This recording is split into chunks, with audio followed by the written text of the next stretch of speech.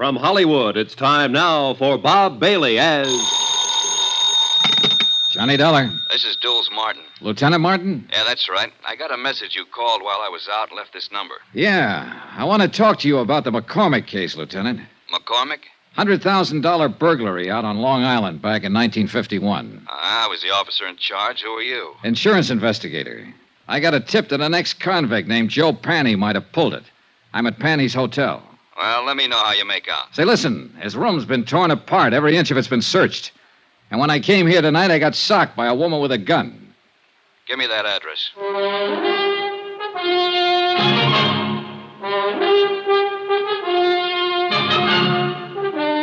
Tonight and every weekday night, Bob Bailey in the transcribed adventures of the man with the action-packed expense account. America's fabulous freelance insurance investigator. Yours truly, Johnny Dollar.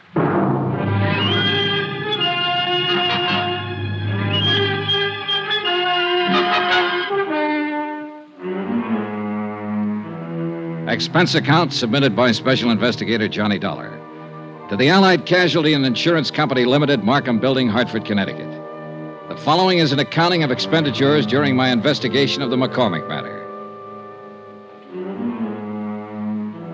Expense account, item 7, $2, 2 drinks. For myself and Lieutenant Jules Martin, NYPD. A big, swarthy man who seemed to know what he was about.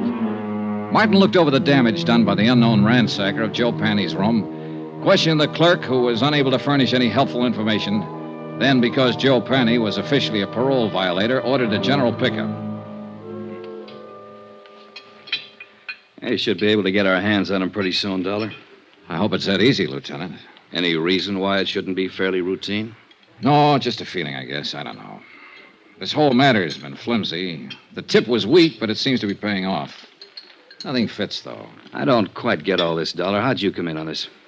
Old Mike Cairn died up at Sing Sing 2 days ago. Before he went, he told me he believed Joe Panny might have pulled the McCormick burglary. It didn't seem likely then, Panny being a small-time auto thief and whatnot. But now it does, in view of what's been happening lately. Somebody sure wants something Panny might have, judging from that room. I never saw one taken apart better. An expert search job. Yeah. Hey, Lieutenant, when you picked Joe Panny up, I'd like to be in on it. He's my only lead in this case, and I want to talk to him again. That's not asking too much. Now, Dollar, about this woman you saw. Pretty, about 30, dark hair, good dresser, wore a silver mink stole. The gun she socked me with was a little one, a 25 or maybe 32 automatic. Mm-hmm. You think she might have done the searching in Joe's room? What do you think? She was flustered and upset when I bumped into her, anxious to get away from the place. And, of course, the gun in her hand. Yeah. She sound familiar to you in this neighborhood? No. Could be anybody. Yeah. Well, that's about it, Lieutenant. Yeah? No, I got it. Oh, thanks. I suppose you talked to McCormick, got the full story of the burglary from him. Almost first thing, yeah. Well, I remember him when it first happened. Nice enough, but strange, I thought. This business about somebody phoning the parole office ahead of you to get Joe Panny's address that stops me, though. That's hard to figure. You sure you're telling me everything? Sure, I'm sure. That part sounds crazy. Not if somebody knew I was looking for him, wanted to get him first. But who? How should I know? Well, we'll see what we will see. Can I drop you anywhere? No, thanks. I'll walk. You let me know when you pick him up. Sure.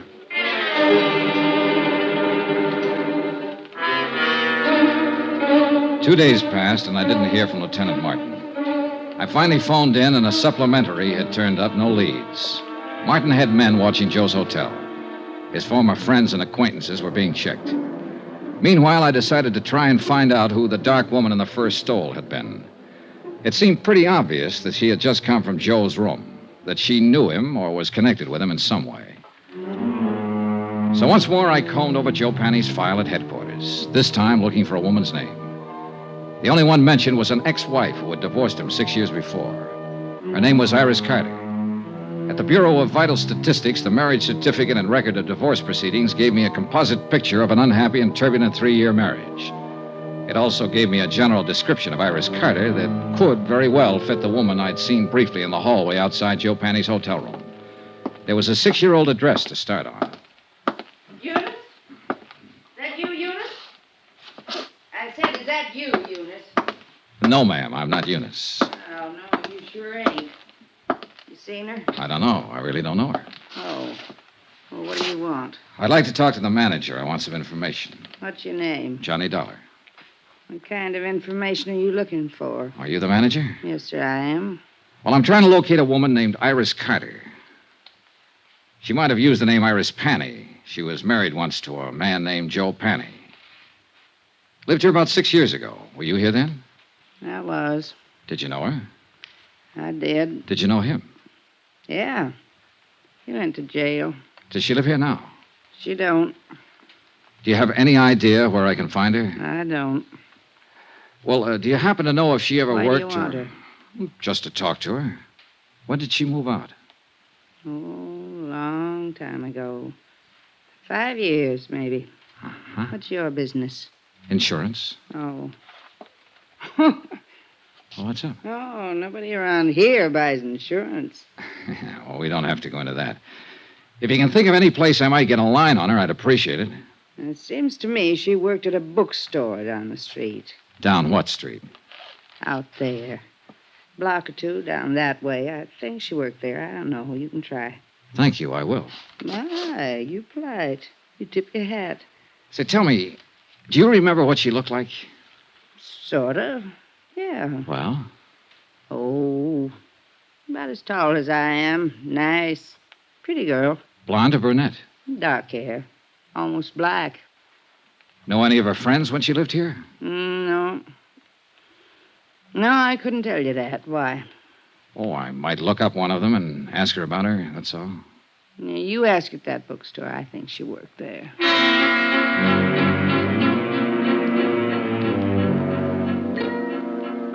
The bookstore Iris Carter Panny had worked in was as dismal as the neighborhood. The proprietor, a Mrs. Olds, yielded a little more helpful information than Iris Carter's former landlady. Yes, Iris had worked there for about 6 months. She'd quit almost 5 years before. No, she didn't know where to find her.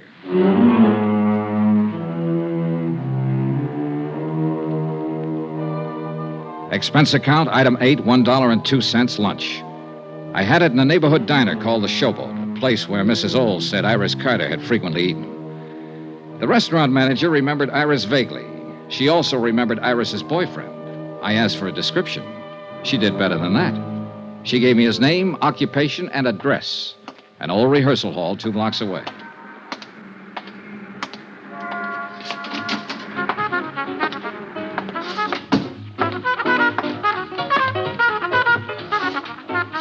The 5-man combo working there was really putting it out. Yeah. And the minute I saw him, I knew the boy wearing the trumpet was the one I was looking for. Just good looking and smooth enough to go with a girl Iris Carter sounded like. Smooth trumpet, too. Okay, guys. Take 5.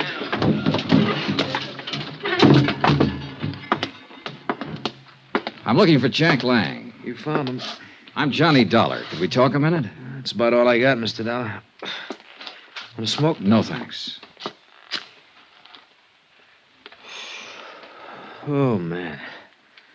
Gets real tired out about this time of day. Yeah, imagine it does. The way you put it out. Well, everybody to his own racket. What's yours? Insurance investigator. Okay. Now what? Well, I've been asking around the neighborhood, and they tell me you once knew a girl named Iris Carter, or Iris Panny. Iris Carter. Go on. I'd like to find her and talk to her, and I thought you might be able to help me. Go on. I want to talk to her ex-husband most of all. I thought somehow she might know where to find him these days. He's in the can. He was released 3 weeks ago. No? Any ideas? No. I thought finding her might be a shortcut to him. I wouldn't think so. They were all washed up when I knew her. When was that? 5 years ago. She hadn't seen him for over a year then. Uh-huh. She didn't have much use for him. I don't blame her. How long did you know her? No. We went together for a while she worked at some crummy bookstore. And she moved away, and I didn't see her after that. I think she said something about going back to Ohio. You think? I don't remember offhand. Well, let me put it this way. As far as I know, she's in no trouble. The one we want is her ex-husband. You'd be helping a lot if you could tell me where to find her. I don't know. I honestly don't know, and I sure wish I did. I'd like to find her myself. Why? Well, when she went with me, wasn't any good. I think she just walked out because she was tired of losers. Sick up to here, you know what I mean? Can't blame her. He gave her a pretty bad time. I didn't do much better. But now I got something. It's this little 5-piece outfit. Not much, but something. I'd like to show it to her and say, Iris, this is mine. You kind of had it bad, huh? Bad as a guy like me can get it. I know I'll probably never see her again as long as I live, but... Boy, if another one like her ever shows up, I'm gonna be ready, Dad. Ever see her? No, she must have been something. Here. Take a look. Nice, huh? Yeah. I take it back. What back? About seeing her. I've seen her. When? Where? 2 nights ago in the hallway outside Joe Penny's room. You sure? I'm sure. She hit me with a gun before she left. The picture he had flipped out of his wallet was old and well thumbed. It showed a sultry kind of face that could have been 20 or 30 or 40. A wide, frank, smiling, happy mouth. Not the kind of girl I would imagine could ever be married to a Joe Penny. But there was no doubt about it. She had been married to him, and I had seen her. On my way back to the hotel, I dropped in to check with Lieutenant Martin. Hi. Hi. Doing any good? Any lead on Joe Penny? Nothing so far. This may take longer than I thought at first. Well, I've been out looking for his ex-wife. I didn't find her, but I found a few people who knew her. She was the one at his hotel the other night. Name's Iris Carter. You sure? Positive. I saw her picture. We better try to pick her up, too. I'll put it out right away. Fine. Well, I'll keep in touch. Oh, wait a minute. Don't go. Huh? We had some action here today. Sit down. Thanks. Julian McCormick called up, reported you. He said you came out there bothering him a couple days ago. He said he doesn't want to be bothered. Well, I only talked to him to get his story on the burglary. And I told him as long as you didn't break the law, there was nothing we could do to stop you from investigating. But he didn't like it. He seemed perfectly willing to cooperate with me when I talked to him before. Yeah, well, sometime these rich... Excuse me. Martin here. That's right. Well, how long ago? Okay. Well, they found your boy, Joe Penny. What? Yeah. He's on his way to the morgue. Harbor Patrol picked up his body a couple of hours ago, loaded down with slugs. Some case. And that ain't all, Johnny. Huh? His feet were burnt.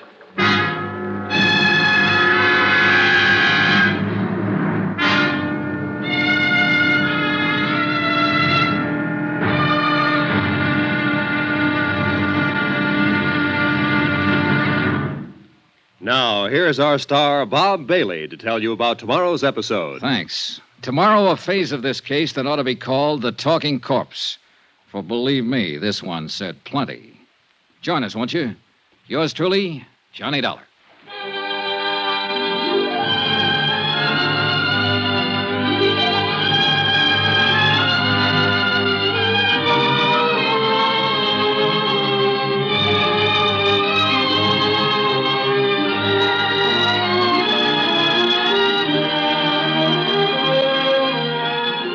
Yours truly, Johnny Dollar, is transcribed in Hollywood. Written by John Dawson, the entire production is under the direction of Jack Johnstone. Be sure to join us tomorrow night, same time and station, for the next exciting episode of Yours truly, Johnny Dollar. Roy Rowan speaking.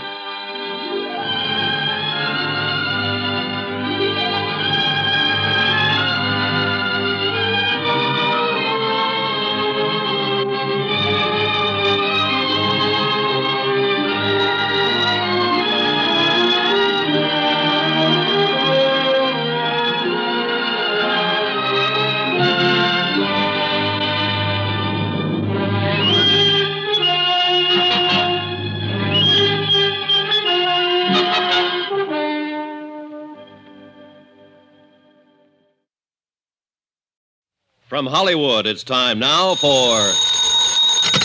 Johnny Dollar. Hello. Dollar? You're the Mr. Dollar that's been trying to phone me? Is this Dr. Bigby? That's exactly who it is, and I'm very busy right Look, now. Dr. Bigby, I want you to come out here just as soon as possible. It's the old Cronin summer place, about 5 miles up the river from where... Oh, I know where it is, I know. What are you doing up there? The The house has been closed for years. Mrs. Cronin opened it up for a party this weekend, but she was taken ill on the train coming up, and I want... Is Dolly out there? Yes, she's the one I want you to look at. So she's back. After all these years, she's come back. She had a prescription from her doctor in New York, but she's taken the last of it. It's apparently her heart. I'm sorry, Mr. Dollar. I'm very busy tonight. Oh, what? Much too busy, and then there's a storm coming up, and I have a patient someplace, I think. Now, wait a second. If you're a friend of Dolly's, Mrs. Cronin's, do one thing. Take her back to New York. Now. Tonight. Get her out of here. Fast. Before it's too late.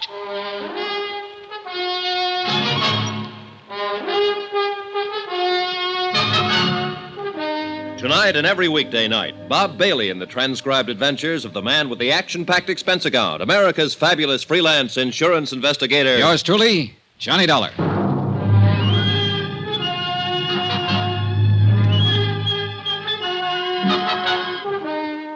From Special Investigator Johnny Dollar at Wells Falls, New York, to the Home Office, Surety Mutual and Trust Company, Hartford, Connecticut. Assignment, the Cronin matter. A $500,000 necklace.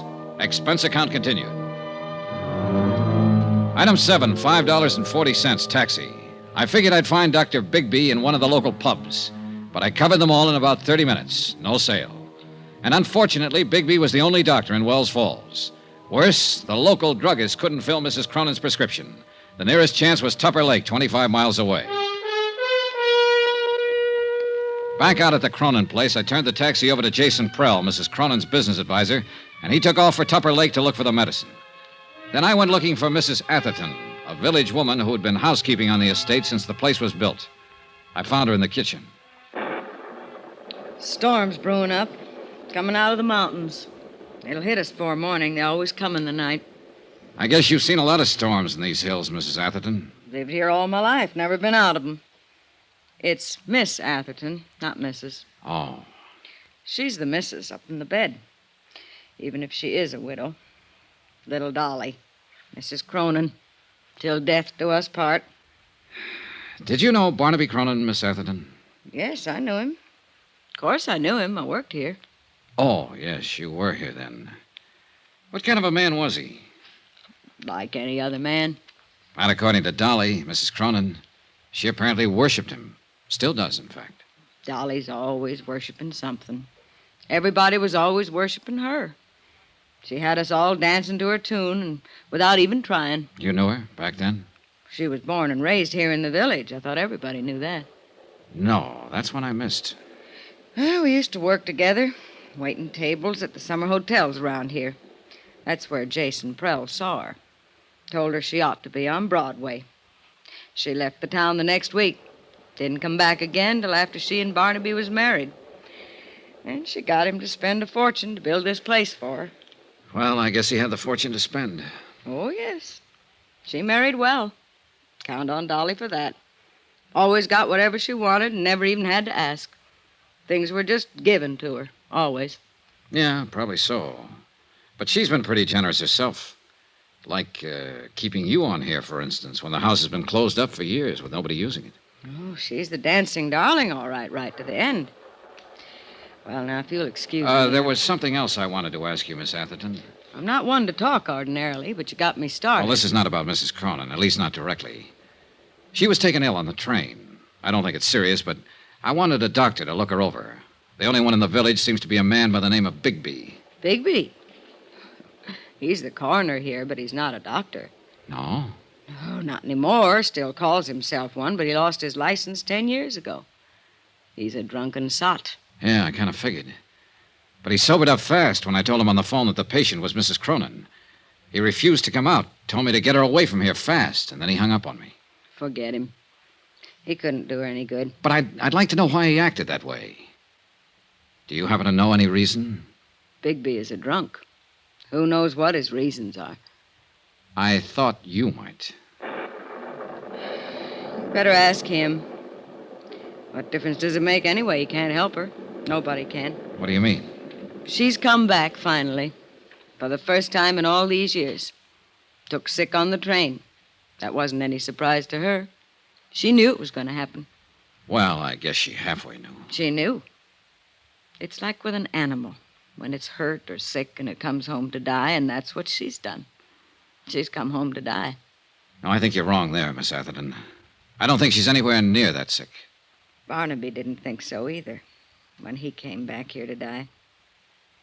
Barnaby died here? Yes, in this very house. A heart attack, it was called. He came up on the afternoon train and... That's strange. It was the same kind of night. A storm like tonight. Strange how things move in patterns. Were you here with him, Miss Atherton? Barnaby died alone. And the doctor? Bigby? Miss Atherton, was the doctor... I'm sorry, I was thinking. The bridges were washed out. Bigby didn't get here till the next morning. Wouldn't have mattered. He couldn't have done anything. Nobody could have. When it's time for a thing to be done, it's done. Nobody can stop it. Nobody. It was a strange evening, ominous and oppressive, with a feel of violence in the air. Even the house itself added to the feeling. Furnished lavishly in a style 30 years forgotten, it seemed garish now, old and tired and lonesome. Like Mrs. Cronin herself, who'd planned a grand party for all her old friends, and instead lay ill and alone in the bedroom upstairs.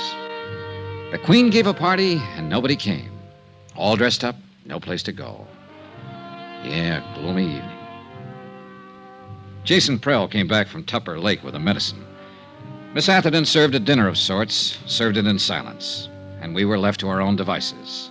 5 guests in a mansion built for 100. Prell stayed pretty much to himself. Lovely Laura Dean, with that air of knowing innocence, inveigled Shorty Weber into teaching her some of his old dance routines, and they cranked up an old phonograph in the music room. And me, I just stood at an open window and watched the rain come down and tried to think. That's the perfect touch. It's exactly what the evening needed. That music? Now, Sylvia. Really cornball, isn't it? No, Johnny. I meant the thunderstorm. An isolated old mansion, fabulous necklace of diamonds and emeralds, weird housekeeper, a hostess lying ill, and now rain. Shades of a House of Usher. That'll make a good lead for your magazine story. I should have stayed in New York and just written it, not lived it. Oh, I thought you were the big take-a-chance girl, Miss Blake. Danger, mystery, adventure. Don't those things appeal to you? Maybe. Is there any of that lying around somewhere? There may be, before the night's over. Well, all I can see at the moment is sheer boredom. You have to know where to look. In the bottom of that scotch glass, for instance? Oh, just killing time. Oh. I've been wanting to ask you, Johnny.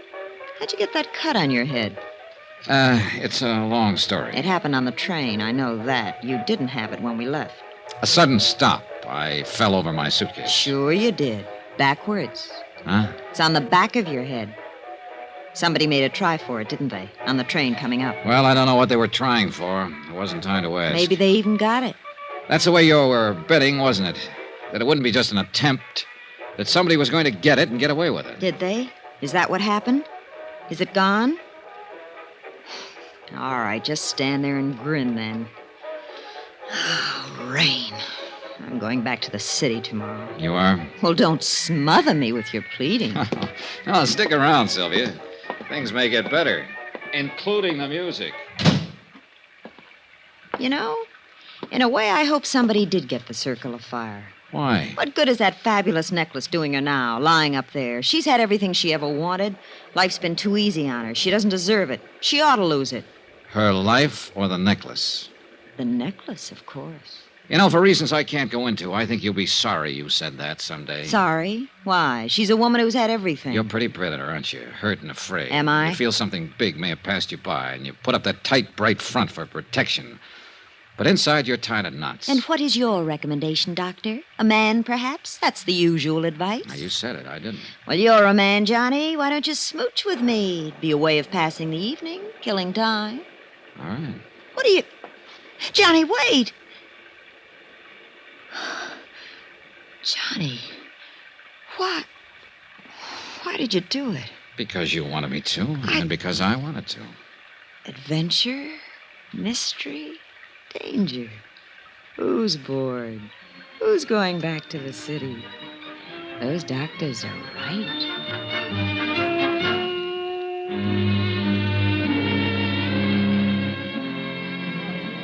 Mr. Dollar, could I talk to you for a minute? Why not, Shorty? What's on your mind? I don't know exactly why you called us all together in It here. was Mrs. Cronin's idea. She set it up with me earlier. Well, it ain't got nothing to do with what I want to say. You seen me in a bad light there yesterday at Dolly's apartment. Well, You found a gun in me. You know about my record. It made it look bad. I know it did.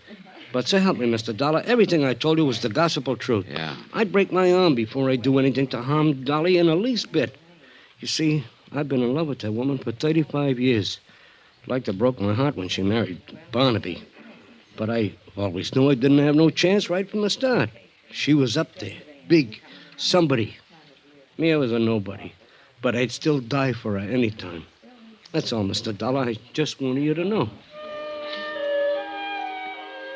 They were all there, gathered around the big dining table, watching me and waiting. Mrs. Cronin had asked me to arrange it. She said that was the main reason they'd come, and she didn't want to disappoint them. I told them that. And then I took the circle of fire from my pocket and laid it on the table. They all reacted in different ways. Laura Dean gave a gasp and her eyes opened wide. And Sylvia... Look at it. Just look at it. Sylvia Blake was fascinated, hypnotized. Yeah, you should have seen it on her back in the old days. It sparkled even twice as much. So that's what this is all about. It's only jewelry. I've seen it before. But there was one special reaction I was looking for, and I got it. Jason Prell's face went white. Who could imagine anything so beautiful? Mr. Prell, you seem surprised. I wasn't carrying the necklace in its case, the case you stole from me on the train. What? I was carrying it loose in my pocket.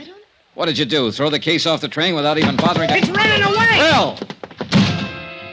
I went after him, but he'd already disappeared somewhere down the hall. He knew the layout of the house, and I didn't. I searched the different rooms quickly as I passed, but there was no sign of him. He couldn't have reached the floors above, but he might have gone down toward the game room and lower halls. I eased my gun from its holster and started slowly down the stairs. And at that moment, every light in the house went out.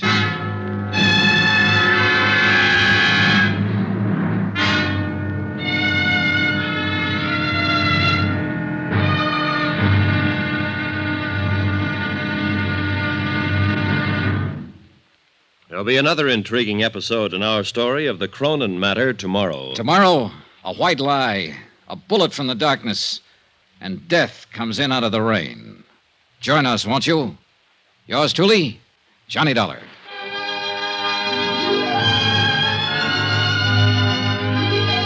Yours truly, Johnny Dollar, starring Bob Bailey, is transcribed in Hollywood. Written by Les Crutchfield, it is produced and directed by Jack Johnstone. Be sure to join us tomorrow night, same time and station, for the next exciting episode of Yours truly, Johnny Dollar. Roy Rowan speaking.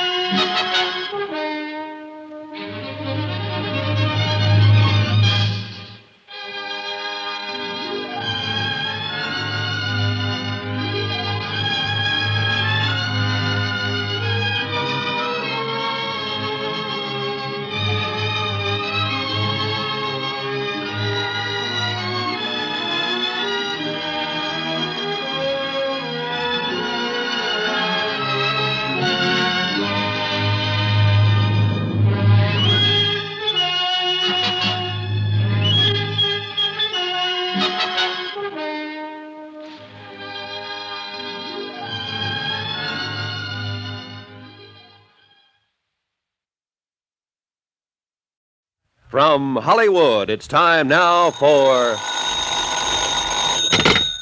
Johnny Dollar. Pat McCracken, Johnny, Universal Adjustment Bureau. Oh, no. How are you, boy? Terrible. Goodbye. Huh? Johnny, what's the matter? Well, the last one you handed me was that phony spiritualist case, and it's still haunting me. Before that, it was Laird Douglas of Heatherskull. Oh, you made money on him, didn't you? Yeah, I nearly lost my mind. Well, all right, I've got one for you now that'll surely make you lose your mind. Johnny, come on over, huh? Okay.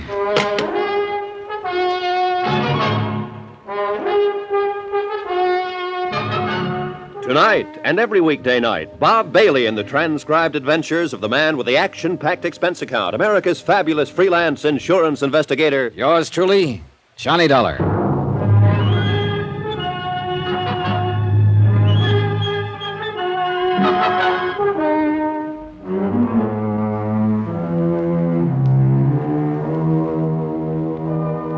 Expense account submitted by Special Investigator Johnny Dollar to the Lakeside Life and Casualty Insurance Company.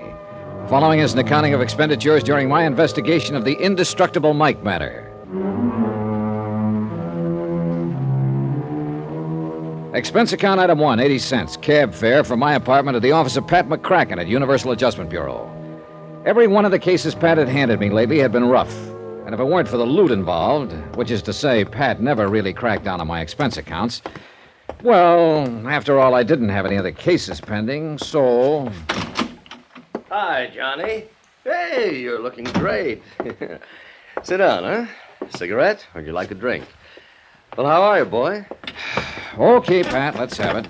This one must really be bad. Why, Johnny, what makes you say a thing like that? You sure you wouldn't like just one little one? No, thanks. Now, come on, let's get to the point. What are you trying to get out of paying off on this time?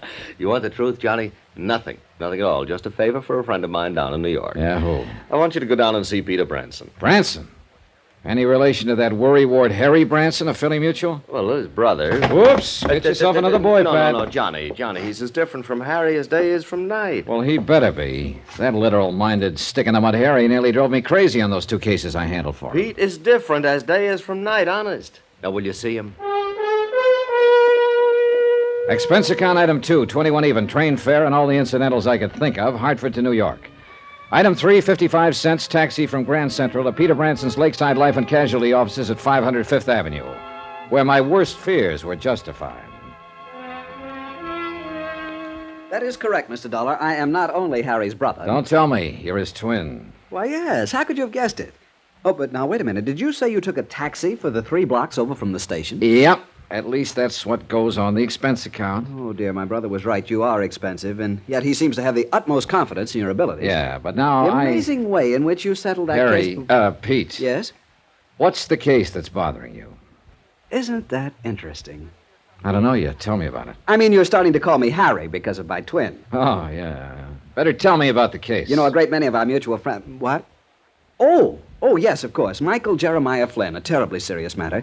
If this sort of thing ever gets out of hand... Who's Flynn? John, he is a bum. Aren't we all? A regular, typical, movie-type version of a Bowery bum. So? And unfortunately, he holds a $50,000 policy. Well, he must have seen better days to carry that much insurance. Never, I'm sure of it. No human being could degenerate to such a state in a mere 47 years.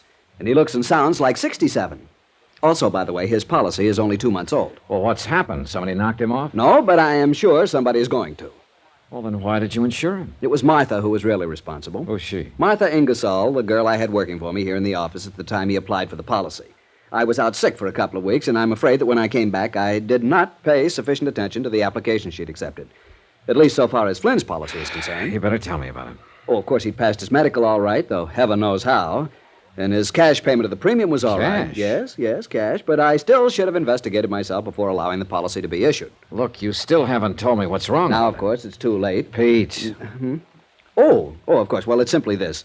The home address that we have for him has turned out to be the Glad Hand Rescue Mission, just off Fulton Street, near the Fulton Market. Yeah, biggest fish market in the world, isn't it? Well, yes. A fascinating place. Ships loaded with fish from all the 7 seas, colorful characters speaking a dozen different tongues. Yeah, well, I'm sorry I interrupted what you were saying about that's Michael. That's all right. I'm quite a connoisseur of seafood, you know. Real epicure, if I do say so. Have you ever tasted Boston scrod? Yeah, sure. Now, let's get back to the case. Oh, yes, Michael Flynn. Michael Flynn, that's right. Well, Mr. Dollar, John, it's simply because of what's happened before that I'm so worried about this one. After all, $50,000 is a sizable policy. And what has happened before? The same thing, so you can see. Harry, Pete, I can't see a thing. John, it's like the Angus Cormac matter back in 47, like the old Mother McCrary affair that happened. Trying to tie Peter Branson down to the facts of the case was exactly like trying to tie his brother Harry down, only more so. I had to keep reminding myself that all of Harry's assignments had paid off handsomely for me, and keep hoping the same would be true of his brother. 3 separate times in the next 15 minutes, Pete launched forth on the Epicurean delights of seafood. And 3 times I vainly tried to steer him back to port. Finally, I threatened to walk out on him unless he got down to business. All right, John, I'll give it to you in black and white. Oh, not literally, of course. I mean, I'll tell you from the beginning. Attaboy. Now, 4 times within the past few years, this very same sort of policy has been issued. To some penniless, worthless bum. Yes, and everything has indicated fraud. How do you mean? In only one case were the police able to prove anything, the case of Maggie Dolly Varden Smith. Oh, yeah. Seems to me I remember that. Some racketeer, ex-bootlegger. Correct. Candy Kid Schultz. Yeah, he insured the old derelict for $20,000, $30,000, had himself named beneficiary. That is correct, and then he had old Maggie murdered. Of course you remember. And you think you've got the same sort of a situation here? Yes, John, I'm afraid so. And you can't cancel the policy unless there's proof of an attempt at fraud. Correct. So you can see why I'm so deeply concerned over this. Oh, if only I hadn't left Martha Ingersoll in charge while I was sick. Who's named as beneficiary in the Of course, policy? she did sell some good policies. Beneficiary. Oh, yes, here it is. John Wesley Cosgrave, 621 East 49th Street here in Manhattan. Mm-hmm. What do you know about him? Nothing, really. And frankly, I'm afraid to find out. John? Yeah, I'll look into it. And what's the address of this rescue mission where old Michael hangs out? It's down near the big Fulton Fish Market. Let me see. Here, why don't you give me that whole folder so I can get what I want from it? Of course, John. But I am sorely afraid there isn't much to get. I'm sorely afraid Peter was right. Why not? I had to start somewhere. Item 4, 280, taxi back to Grand Central to pick up the bags I'd parked there, and the same taxi to a slightly dingy little hotel a couple of blocks off Chambers Street on the Lower East Side. Item 5, $9.83 to a second-hand clothing store where I outfitted myself in hat, coat, pants, shirt, shoes, and socks that I hope would make me eligible for a spot on a bench at the Glad Hand Rescue Mission. When I finally shuffled into the place, which looked more like a cheap flop house than a mission, I felt somewhat like a kid playing tramp at Halloween. Welcome, brother. Welcome to the mission. I'm Daddy Bill. Hi. The entrance to the soup kitchen is over at the side, you know. Yeah, well, I just want to sit down for a spell, rest my feet. And have you a bed for the night, brother? Oh, who knows? I'll make out. Well, there's always room for one more, you know. Will you be here for our meeting tonight? Well, I don't know. You have an excellent singing voice, I can tell. Are you sure you don't want something to eat, my boy? No, I'm all right. Well, then, just sit and be comfortable, and we can talk. I kind of hope maybe I might run into Mike. Mike? Flynn. Oh, yes, of course. Michael lives here. Spends most of his evenings with us, poor fellow. Although I really shouldn't say that. Huh? Say what? Poor fellow. After all, he's also one of our biggest contributors, too, when he's sober. Although where his money comes from, I'll never know. Yeah, well... Although I'm sure it's money honestly gained. Michael's very religious. He's taken the pledge many times, many. Has a lot of money now and then, huh? Yes. He seemed to think he might have a contribution for us when he comes back tonight. But you don't know where he gets it. My boy, I never ask these personal things of the brothers. Now tell me all about you. You're from out of town, aren't you? I can tell. This was something I hadn't anticipated, and I had to rack my brain to come up with a story that would convince Daddy Bill I was a bum. When I could get a word in edgewise, that is. And the kindly, gabby old biddy proceeded to tell me in minute detail the life history of all of the habitués of his mission. All, that is, except the one I was interested in, Mike Flynn. Maybe he was suspicious of me. Afraid I might be trying to get my hands on some of the money old Mike frequently showed up with. Generous in the extreme, John. That's why I feel I must protect him from some of the people who come in here and might try to take advantage of him. Sure, Daddy, The you're right. responsibility for the care and welfare of the brothers weighs heavily upon me sometimes, but it's a burden I'm glad to bear. Yeah, well, Feed their stomachs and feed their souls. That is my task. You say you think... And as I say, it's a task I'm privileged to assume. After all, whom else have they to lean on? You think Mike will be back here tonight? Yes, John, I'm sure he will. Oh, but listen. The quartet in the, we call it in the music room. Can you hear them? Oh, yeah. Yes, they're getting ready for the meeting tonight. Aren't they wonderful? Beautiful voices. Yeah, they ain't bad at that. You're sure you won't join them? Oh, no, some other time, huh? Now, when Well, Mike... whatever you say, but if you're going to stay here long, my boy, with that wonderful voice of yours, I can tell. I will insist that you join one of our singing groups. Yeah, about Mike again. Oh, dear, did you hear that? Someone hit a sour note. Poor boys, they just can't get along without my help. You'll just have to excuse me, John, while I go back there and lead for them. I'll come back later. We'll talk.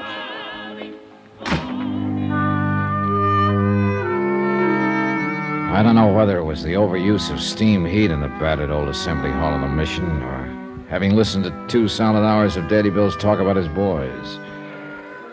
Whatever it was, I was tired. And since I had nothing better to do than wait for Mike Flynn to show up, I stretched out on one of the hard benches and closed my eyes. How long I slept, I haven't the least idea. I'd managed to conjure up a mighty sweet dream, too. Bill! What? Daddy, Bill! What? What? Where's Bill? Oh, there. Hold it, fella. Hey, you've had a couple too many. Yes, I guess I had. Bill! He's out back working with the quartet now. Come on over here and lie down. Yes, I guess old Michael. Michael? Michael Jeremiah Flynn, sir. Mike. And I guess I have had a couple. A couple too many was right, but not of what I'd thought. His tattered coat opened as he fell, and there, just below the heart, 2 dark red splotches slowly widened on his ragged shirt. And it looked like Peter Branson was right. The beneficiary of Michael Jeremiah Flynn's life insurance policy was anxious to collect.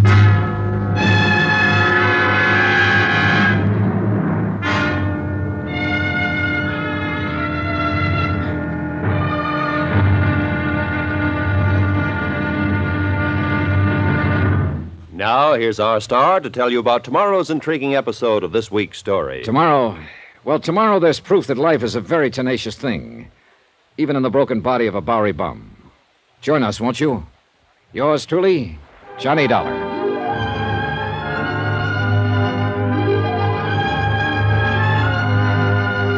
Yours truly, Johnny Dollar, starring Bob Bailey, is transcribed in Hollywood.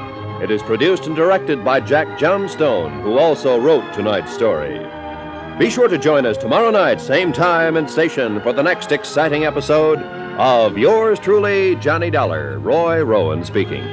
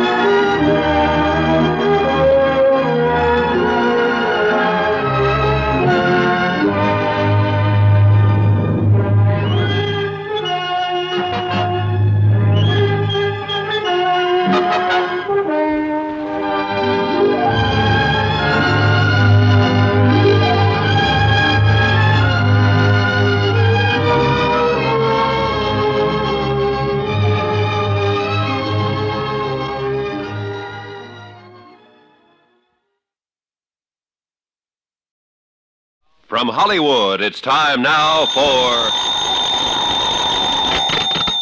Johnny Dollar. Hi, Johnny. Say, didn't you tell me one time that you're quite a nut about fishing? What's that? Pat McCracken at Universal Adjustment Bureau. Doggone it, you know you spiked my plans for a fishing trip just a few weeks ago. Oh, yeah. All right. What's on your mind? Big fish, real big fish. You ever hear of Douglas R. Lanphier? Millionaire playboy, sportsman, yachtsman? That's the one. Well, didn't I read somewhere that yeah, he you was... sure did, Johnny, at the bottom of the deep blue sea. And a $400,000 claim has been filed. You interested? An expense account based on that will be a pleasure.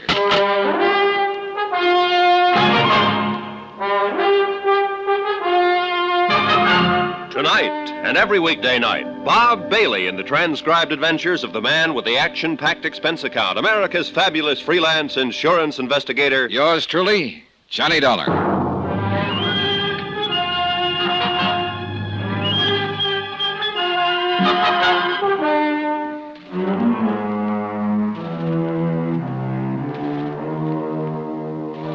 From Special Investigator Johnny Dollar to Universal Adjustment Bureau, Hartford, Connecticut. Following is an accounting of expenditures during my investigation of the Sea Legs matter. Expense account item 1, 90 cents. Taxi from my apartment to the offices of Universal Adjustment, where Pat McCracken was waiting for me with a handful and a headful of information. 2 claims, Johnny, both filed by Constance Lanfear, the wife. Here are copies of them. How come 2, Pat? Now, number 1 is against Douglas Lanfear's life policy with Greater Southwest Life and Casualty Insurance Company, $250,000. What's the other? $150,000 International Maritime Organization for the loss of the Lanfear yacht. 400,000 claims. That's right. Okay, what's the story? Well, Lanfear was making a trip along the coast of Central America in his yacht, the Sea Legs. He ran onto a rock or something, the boat sank, and he and his crew of 1 went down with her. Well, do you have any reason to question the validity of the claim by Mrs. Lanfear? 2.5 years ago, Lanfear himself filed a claim with International Maritime. It seems he lost a power cruiser in exactly the same place, near the Boldaro Islands off the coast of Nicaragua. $85,000. Total loss? Happened in a spot where not one bit of the wreck could be salvaged. Oh? Where'd you learn that? Local authorities in his small Nicaraguan seaport, and Mrs. Lanfear, she was with him on that trip. But she wasn't with him on this one, aboard the Sea Legs. No, or presumably she wouldn't be around to file the claim. Where's Constant Lanfear now, Pat? Home, as far as I know, lives on their small estate on Long Island out near the town of Cutchogue. You want to call her, talk to her? No. I think I'll go down there. Item 2, 2120, fare and miscellaneous to Cutchogue, Long Island. Item 3, a buck even for a taxi from the little station to the Lanfear estate. Estate, did you call it, mister? Well, isn't it? Well, it used to be, before the Lanfears sold off a lot of it. Oh, that's so? Yeah, guess there wasn't nothing else they could do to keep up with that high way of living. Keep talking, fella. Well, the old man, Lanfear's father-in-law, well, he had plenty, I guess. But after he died, all the kids seemed to do was spend it. You know what I mean? Fancy yachts, lots of polo playing, Florida in the winter, Maine in the summer, all that sort of thing. Oh, there's a place now, right up ahead there on the right. I looked, and what I saw apparently bore out what the taxi driver had said. A big stone wall surrounded what had evidently been the original, rather vast property belonging to the estate. Square in the middle of it sat what was probably once called a mansion. But small, new, modern homes were crowding in on the old house.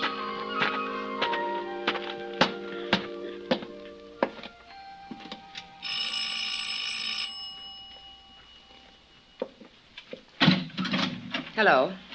Mrs. Lanfear? That's right. I'm Johnny Dollar. I'm representing the Universal Adjustment Bureau in Hartford. Oh, yes, of course. In connection with the insurance. Yes, ma'am. Well, won't you come in, please? Right in here, Mr. Dollar. And do pardon the looks of the place. I'm afraid I've neglected things somewhat since... Well, sit down, please. Thank you. I hope you don't mind answering a few questions, Mrs. Lanfear. But since you've already filed claims on the insurance policies, well, I'll try to be as brief as possible. I don't want to seem cold-blooded about it, Mr. Dollar, but the initial shock of losing Doug and the loss of the yacht is past. There's nothing to be gained in just sitting around feeling sorry for myself, particularly in view of the day-to-day problems I have to face. What problems, Mrs. Lanfear? To be perfectly blunt about it, financial mostly. Well, I must say your attitude is very commendable. It's a necessary attitude under the circumstances. Now, what may I tell you? If you're sure you don't mind talking about it, I'd like to know all I can about the circumstances surrounding the sinking of the yacht. Well, I don't quite know how to start. We were on just a pleasure cruise. You were along on this trip? Yes. That is up until the day it happened. Oh, why did Doug ever have to... I'm sorry, Mr. Dollar. Well, we were just taking our time, cruising south along the east coast of Central America, doing a little fishing. We'd often taken the Sea Legs down there. That's the yacht? Yes, a motor sailor. Here, on the wall. This is a picture of her. That's Doug on deck. Oh. Isn't she beautiful? 68 feet overall, 20-foot beam, solid teak decking. Everything. Yes, that is a good-looking boat. It's terrible to lose something as nice as that, isn't it? Yes. Anyhow, along the coast of Nicaragua, Doug decided to put in at San Juan del Perro. That's where the sea legs had originally been built. But the sandbar formations have almost ruined San Juan as a port, so we went on up to Bluefields. Oh, yes, I understand that's now the best seaport on the Caribbean side of Nicaragua. You know that country down there? Only from what I've read. Oh. But go on, please. Well, while we were there, he had some work done on our radio equipment. We'd had trouble with it on the way down. Uh-huh. When the work was finished, of course, he wanted to try it out. He'd found a radio amateur in Puerto Gardo, so he asked me to stay on shore while he and the skipper went out to sea. We kept in contact every few minutes while he headed her out toward the Boldero Islands. The Boldero Islands. Isn't that where you lost a power cruiser a couple of years ago? Yes, the Connie O, named after me, and I begged him not to go out there again. Why, Mrs. Lanfear? Because of the treacherous currents between the two little islands, the great deep that lies between them. A terribly dangerous spot with pinnacles of rock that reach up almost to the surface. Well, why did he go out there again? To prove a point. That's all, to prove a point. Look, I'm afraid I don't follow you. Doug had blamed the loss of the Connie O 2 years before on poor seamanship by the man at the wheel. He wanted to prove that he could take a boat through there safely. Oh. Kind of looks like he was wrong, doesn't it? His last words over the radio were that a rock had torn the bottom out of the sea legs. Oh, Mr. Dollar, before the signal stopped, I could hear the crunching of the hull and the sound of the water as it swept in and over, and it was terrible. You sent someone out there right away, of course. Oh, yes, but it was no use. The sea legs was gone. And with it went my husband, and the man with him. And the bodies were never recovered? No. Before, when we lost the Connie O, we had time to put on life preservers, launch the small boat. I must admit, I wondered how it was. But when the sea legs went down, there wasn't time, and I could hear it over the radio, and it was terrible. It was terrible. I'm sorry. It's all right. I'm all right, Johnny. Mr. Dollar? I may have to go down there, Mrs. Lanfear, and go through the motions of an investigation, you know. But then your companies will pay the claims. I see no reason now why not. It's terrible to have to be so frank about it. But I do need the money, Johnny. I was telling the truth. I didn't see any reason why the claim shouldn't be paid. Perhaps Connie Lanfear's explanation of why she wasn't grieving over the loss of her husband was true. But more than once I wondered if she weren't far more concerned over the loss of the yacht, or about how soon she could collect on the policies. Then that deliberate slip in starting to call me by my first name. Just what are your plans, Mrs. Lanfear? Plans, Johnny? I don't quite know what you mean. Well, suppose the companies make prompt payment on these claims. That'll mean $400,000. Well, really, Mr. Dollar, aren't you overstepping bounds a little bit? Maybe. But if it'll make you feel any better, or if it'll help to hasten a settlement, I'll tell you. I'll sell what is left of this property and leave the country. Leave for where? Somewhere in Europe, on the continent. Alone? I beg you. Of course, alone. Sorry, I just wondered. Doug and I were too close to even think of my having boyfriends, or whatever you want to call it. The more I think about it, the more I resent that question. No particular implication meant, Mrs. Lanfear. Next thing, you'll start implying that the sea legs wasn't wrecked at all, that Doug is still alive somewhere, and that if you can't dig them up out of the sea, your precious companies can somehow contrive to keep the money that is rightfully mine, can get out of paying off on what I thought was a legitimate... The more she talked, the more I became convinced that something was very wrong about this case. I let her vent her fury on me. It was simulated fury, I thought. Then I called the taxi again and left. Oh, no, sir, mister. You're all wrong. Them Lanfears, they was thick as two peas in a pod. Say, tell me, did you ever notice any particular friends either of them may have had? Well, there was always throwing them big parties. That's what you mean. Big society-type brawls. No, I was thinking of girlfriends for him or boyfriends for her. Oh, no, sir. No, sir. He was her, she was his, and no playing around. Not like most people in that set. And I know. I know everything goes on in Cutchalk. Back in New York, I found that the best immediate routing to Nicaragua was by plane to Dallas, then to Mexico City, and finally to Managua on the West Coast. I made a reservation on the Dallas plane immediately, that's item 4, and then spent $1.40, that's item 5, on a phone call to Pat McCracken back in Hartford. Well, sure, Johnny. If you think it's important enough, you have my full permission. Yeah, I've already made my reservation for the first leg of the trip. Well, now, don't go overboard on the expense account. Pat, how you talk. But you really smell a rat, huh? Well, look, according to report, the Lanfears were real buddy-buddy. She loved him, he loved her. Yet only a couple of weeks after his death, she's a lot more concerned over the loss of their boat than she is over him. Oh? You think perhaps... I don't know what to think. Meantime, if you can afford it, why don't you have somebody keep a check on her? Well, sure, Johnny, but with what specifically in mind? I don't know. After all, I didn't have any real concrete reason for feeling that this case was fishy. It was more a hunch than anything else, but a real strong one. And I felt that after my visit to her, Connie Lanfear would do something. Just what, I hadn't the least idea. But whatever it was, I wanted to know about it. It was a couple of hours later that I started to pick up the telephone to order a cab to the airport. Johnny Dollar. This is Pat again, Johnny. Oh, hi. I ordered a man to keep tabs on Connie Lanfear. Good. It's your old friend, Detective Randy Singer. Fine. Hey, but you know what? What? She seems to have left town in a hurry. No trace. Uh-oh. You still going to Nicaragua? Yeah, but keep looking for her. Right. Expense account item 6, $475. Taxi and tip to LaGuardia Field, where my ticket and seat reservation were waiting for me. Within a few minutes, I was comfortably ensconced in my seat by the window. The passenger door was closed, and the big plane's engines were warming up for the trip to Dallas. Then suddenly, the cabin door opened again. A feminine figure skipped lightly in and plunked herself down on the seat next to mine. Well, how nice.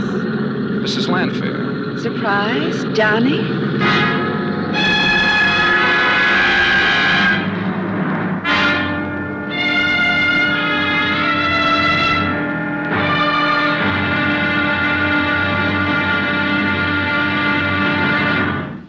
Now, here's our star to tell you about tomorrow's episode of this week's story. Tomorrow, the seeds of suspicion really begin to sprout, with the help of one of the wildest characters I ever met. Join us, won't you? Yours truly, Johnny Dollar.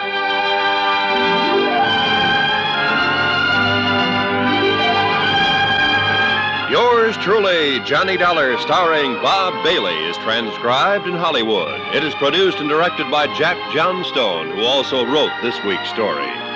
Be sure to join us tomorrow night, same time and station, for the next exciting episode of Yours truly, Johnny Dollar. Roy Rowan speaking.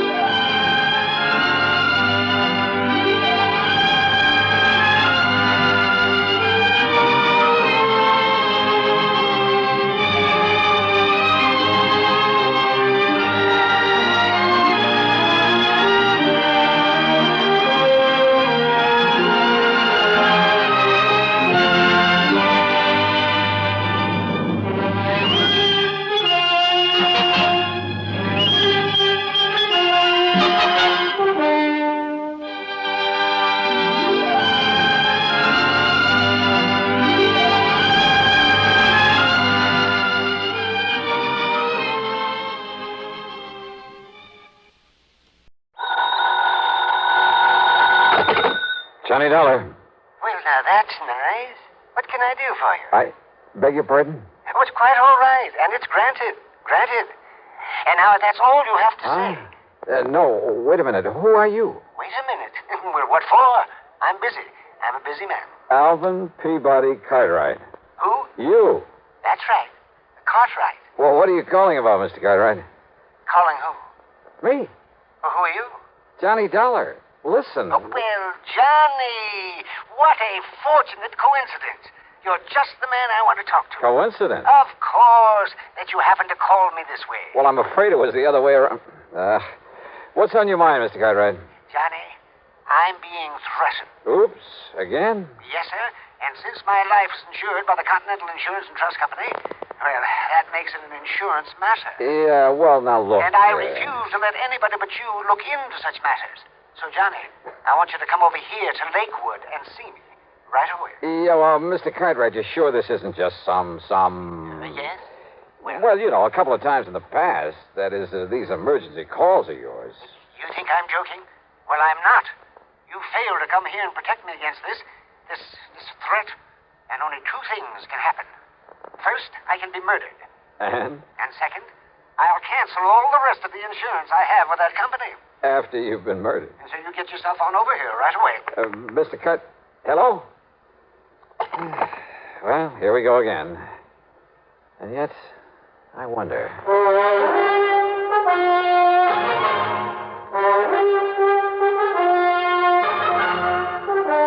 CBS Radio brings you Bob Bailey in the exciting adventures of the man with the action-packed expense account. America's fabulous freelance insurance investigator. Yours truly, Johnny Dollar.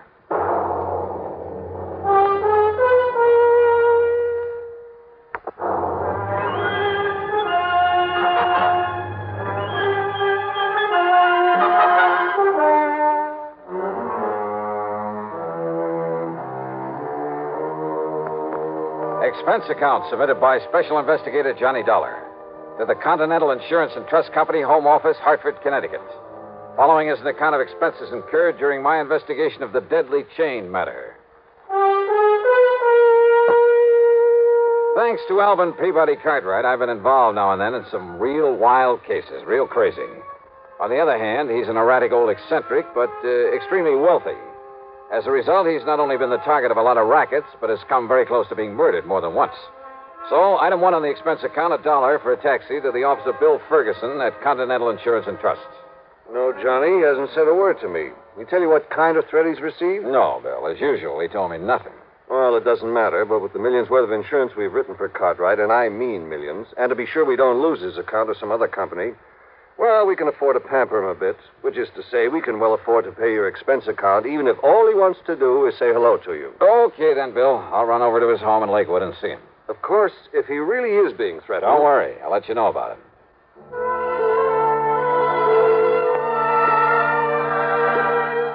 Expense account item 2, $570, mileage on my car to Lakewood. For my money, it's one of the prettiest little towns in all of New England, home of a lot of wealthy retired people. The Cartwright place, where the old man lives alone, sits on top of a low hill at one side of the lake, with 2 or 3 acres surrounding the fine old house. Hi, Mr. Cartwright. Johnny Dollar! Oh, well, this is an unexpected pleasure. Unexpected? Come in, boy. Come in. Oh, thanks. Well, sir, how are you this fine July afternoon? Afternoon? It's almost evening. Can't you see that? Well, how are you anyway? Oh, I'm terrible, John. Oh, I'm just terrible. That rainy weather the past couple of days, I've hardly been able to talk. Well, there's been nothing wrong with today. A lot of nice warm sunshine. Today? Oh, today I've been feeling fine. Whatever made you think otherwise? Oh, and tell me, whatever brought you here to Lakewood? A phone call, Mr. Cartwright. Oh? Yeah, from you. You said you wanted to see me right away. I said I wanted to see... Oh, yeah. Oh, of course I did. And you know why? Why, sir? Because I refuse to do anything foolish, that's why. And yet if I don't, Johnny, I'll get myself killed. Just like Hector Kenworthy and Alpheus J. Perrin. If you don't what, Mr. Cartwright? Carry on the chain letter I received. Oh, now, wait a minute. That's a fact. Look here. Like this. Yeah, I read. You see what it says? Continue this chain, it says. And you will not only receive a lot of money when your name reaches the top of the list, but in exactly a dozen hours... A dozen hours is exactly 6 days, John. I figured that one out. Yeah. Well, go on reading. Yes, down here. In exactly a dozen hours, you will have unexpected great good luck. Oh. But if you break the chain, in a dozen hours, dire disaster will overtake you. Oh, now, look. Surely you don't believe that kind of junk. This very same letter was received by the 2 friends of mine I mentioned, Perriman out in Chicago and Kenworthy out in Los Angeles. They broke the chain. In exactly 6 days, they were both dead. Coincidence? Oh, no, sir. This is a vicious, murderous racket. Well, I'm sure of it. Why do you say that, Mr. Carter? Because of the way they died, Johnny. Oh? Yes. Then maybe you'd better tell me about it.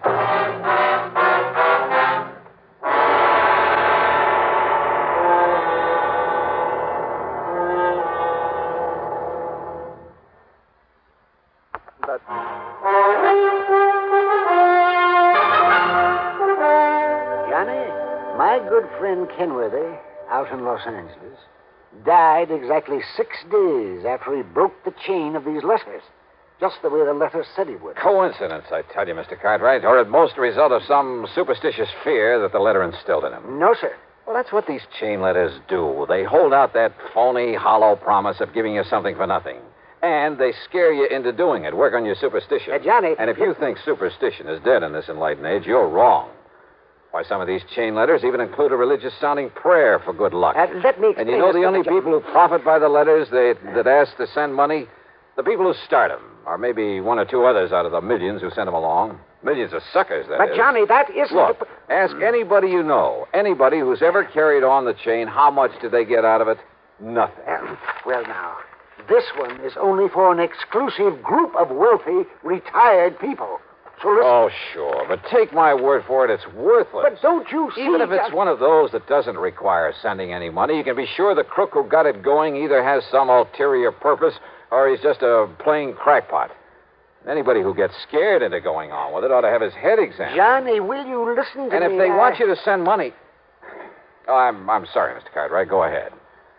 Just how did your friend in Los Angeles die after the dozen times a dozen hours had passed? Yes, well, now, the same as my other friend, Alpheus Perryman in Chicago. Yeah, well? They were both of them run over by a hit-and-run driver at exactly the time the chain letters said disaster would overtake them. Yeah. You know they're against the law, don't you? Chain letters for any purpose. Of course they are, and they should be. But you just listen to this, and this is why I'm worried. Yeah? A dozen hours after he received this letter and carried on the chain, Admiral Parley Barron came into a great fortune. Oh, sure. Yeah, you see. Now, and this one, Adjutant General Frederick Melchior was suddenly and miraculously cured of cancer. Same old junk. No, listen now, listen. But a dozen hours after Hector Kenworthy of Los Angeles broke the chain, that's my friend, Johnny, that Hector. Yes, I know. And after A.J. Perryman of Chicago broke the chain, they were both dead. Yeah, you see that? Right here. Let me see.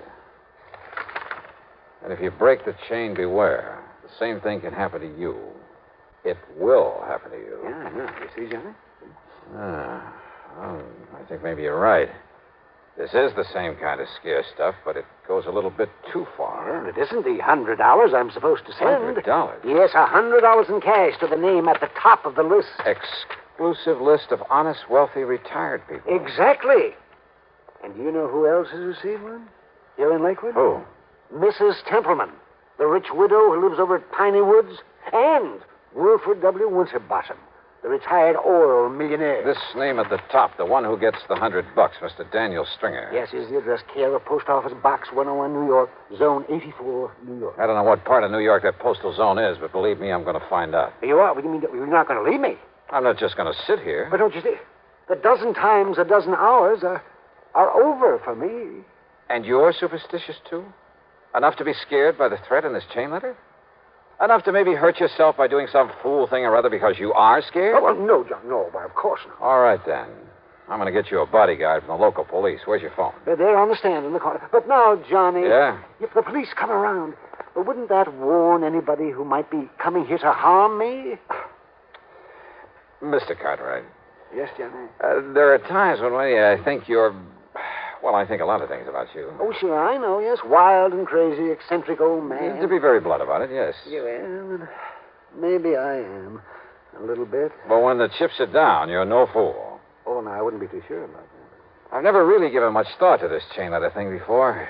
Sure, I've tossed some of them into the wastebasket. But maybe I should have investigated them, even the little ones, because they all work on the same principle. They all contain a threat, and they all capitalize on fear. Look at that. It says... Exclusive list of honest, wealthy, retired people. Yes. Why, a list like that can be bought from 100 sources, from companies that cater to the mail order business. Yes, of course. Oh, maybe I'm all wrong, but suppose somebody bought a list of wealthy people all over the country. Suppose he went to Los Angeles. Yeah, well, where Kenworthy lived. All right, yeah. Suppose he rented a post office box. Then he sent out a couple of hundred of these letters, maybe 1,000. A lot of rich people live out there. The letters were all the same, with his name at the top of the list. Then half a dozen fictitious ones. Fictitious? Yeah. Any names on that list that you recognize? Let me see here. No. All right. So maybe only 100 people were scared into sending the money, carrying on the chain. After all, like you said, it isn't $100. You're right, Johnny. And 100 people at $100 apiece. $10,000. Even half of that would make it worth sending out those letters. By the time the 6 days are up, he's collected enough, so he skips town. And people like Kenworthy and Perriman, you think he killed them to carry out the warning? Well, frankly, I doubt it. Just the same, I think I'll call the Lakewood police and have somebody sent out here to look after you. Even though... Even though.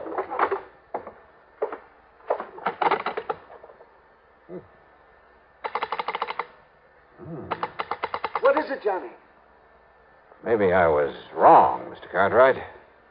Your phone wire's been cut.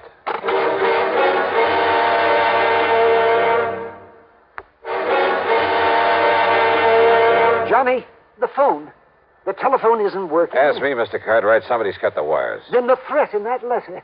It means that somebody's come here to carry it out. Only one way to make sure. You stay inside here while I go out and take a look around. Maybe that's what they want you to do, go out there in the dark, huh? Johnny, I'm going with you. No, you're staying right here. I'll be back in a minute. But there may be some danger. Or it may be that your phone is just out of order. We'll see.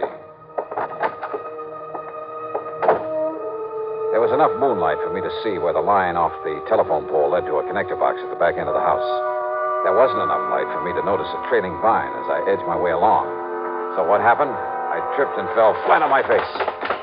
Before I could get back up on my feet. So you come out to see what was wrong? Oh! You were Mr. Cartwright.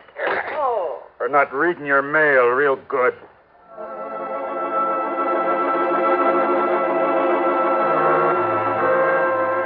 When I finally came to, I found myself on a big leather sofa in one corner of Mr. Cartwright's library. My head felt like it had been the target for a bolt of lightning, and the lightning hadn't missed. A familiar face slowly came into focus. That's right, Johnny. Another little sip of this brandy, and you feel much better. Mr. Cartwright. Here you are.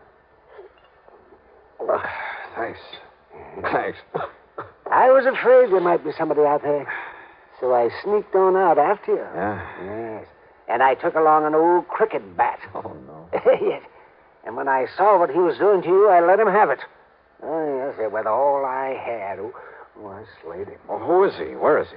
I had an awful time dragging him into the house, but I did it, Johnny. Yes, indeed, I did it. And I locked him up in the broom closet, too. I locked him up tight. Good. I told you you're okay when the chips are down. Oh, it's just that I caught him off guard. Oh, sure. But now if I can get up on my feet. Yes, the boy. Yeah, I think I'd like to talk to him.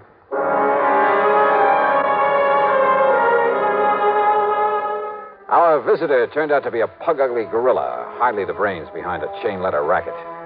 Except for admitting he'd been hired by somebody in New York to come up here and give Mr. Cartwright a beating, then make it look like a burglary job, he refused to talk.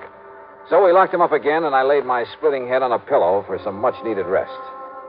By the time I awoke in the morning, feeling somewhat better, Mr. Cartwright had fixed me a mess of bacon and eggs for breakfast. Sure, Johnny. I just walked down to the corner gas station and called the telephone company. And you know something? They came out here and had that line all connected up again in less than an hour. Good. Yes, just like that. So maybe I'll buy a couple thousand more shares of stock in the telephone company, huh? Just to show them how I appreciate it. Yeah. What about our little pal? I mean, the one who slugged me last night. You know, Sir Johnny, I decided that after the way he behaved last night, he doesn't deserve any breakfast. No, I mean, where is he? He's still locked up in the broom closet. Do you think I ought to call the police to come and get him? No, not yet. Maybe I can beat some information out of him if we need it. Well, of course we need it. Don't we? Now, let's wait and see. First, I'd like to make a phone call.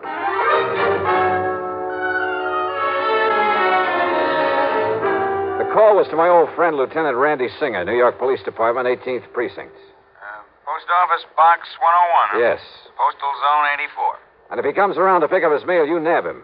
On what charges, Johnny? Fraud, sending threatening letters through the mail, anything you can think of. Yeah, okay, I'll dig up something. But I can't hold him for long unless you come down here and prefer something definite against him. And, Johnny. Yeah? You still haven't told me what this is all about. And if I didn't know you... Just you grab hold of that box holder if he shows, and I hope he does. Yeah, well, just you be sure and get on down here.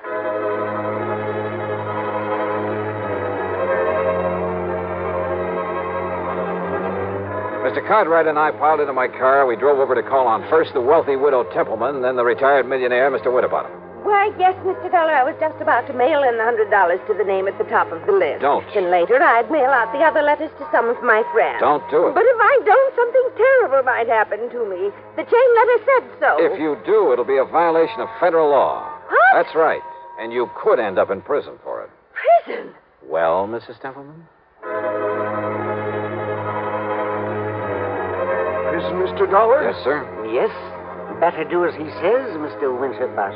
But I didn't realize. I didn't know You do now, sir. Then back to Mr. Cartwright's home on the hill, just in time to answer the telephone. Johnny Dollar. Johnny, I've got him. And what a find. Yeah, Randy? Daniel Stringer, alias Danny McKay, alias Willie Daniels, and half a dozen other things. I watched him unload the post office box myself, Johnny. Then I tailed him to a cheap rooming house. Go on. When I nabbed him, he was opening, must have been 50, 60 letters he'd got. Chain letters. And Johnny? Yeah? You know what he was taking out of them? I can guess, Randy. Thousands. Enough money to hold him on suspicion of almost anything. And Johnny... Still here. He also had a bunch of new letters he'd written, all addressed to folks in a wealthy section down near Germantown, PA. Then hang on to him, Randy. I'll be down to make formal charges against him. Okay. Maybe I'll pick up a chief inspector from the post office department to do it. Okay, Johnny.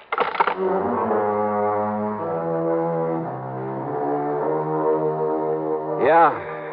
Maybe some of those chain letters, the little ones, are harmless. But again, maybe they're not. And they're all against the law. But there's only one thing to do. Avoid them like the plague. Or better still, if you get one, take it right down to your local postmaster. He'll know how to go about helping to stamp out this racket. And believe me, that's all it is, a racket. Expense account total, including mileage on my car and the trip to New York and back, $27.35. Yours truly, Johnny Dollar.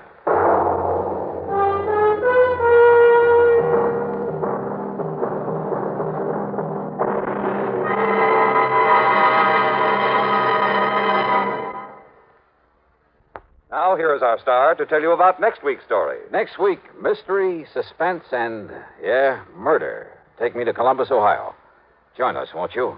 Yours truly, Johnny Dollar.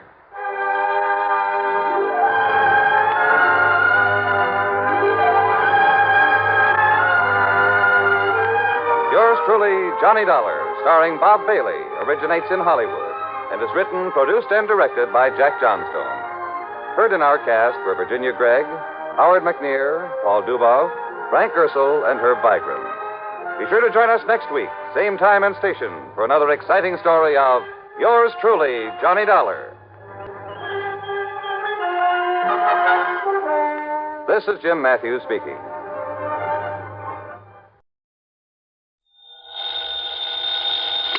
Johnny Dollar. Henry Bascom, Johnny, at Four State Insurance Company. Well, hiya, Hanks. It's been a long, long time. Yeah, I know.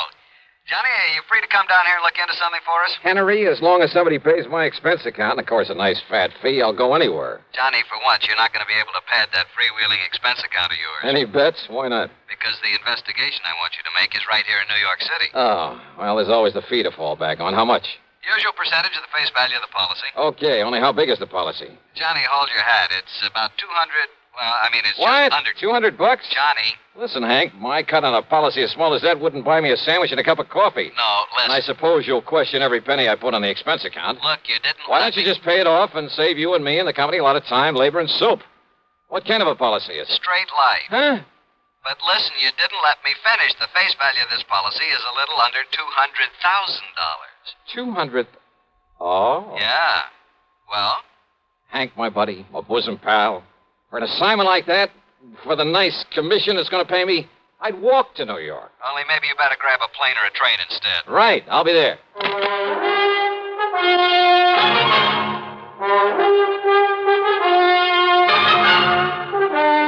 CBS Radio brings you Bob Bailey in the exciting adventures of the man with the action-packed expense account, America's fabulous freelance insurance investigator. Yours truly, Johnny Dollar.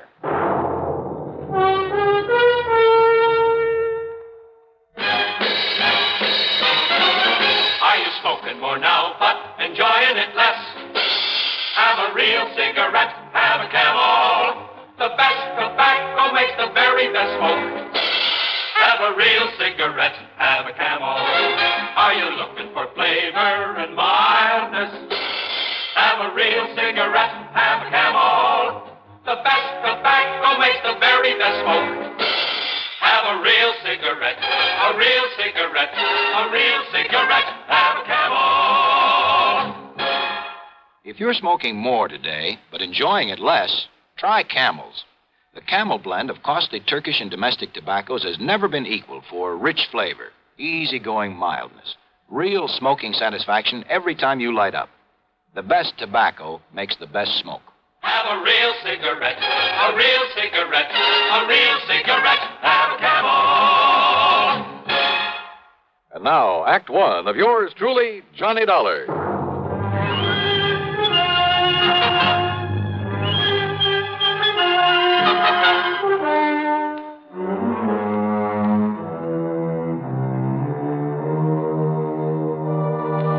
Expense account submitted by Special Investigator Johnny Dollar to the 4-State Insurance Company, New York City office.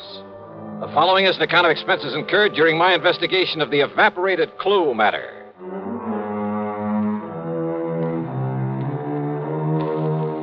Expense account item 1, $5.25 for a taxi out to Bradley Field. Item 2, $13 even for a plane to New York and a limousine to Grand Central Station.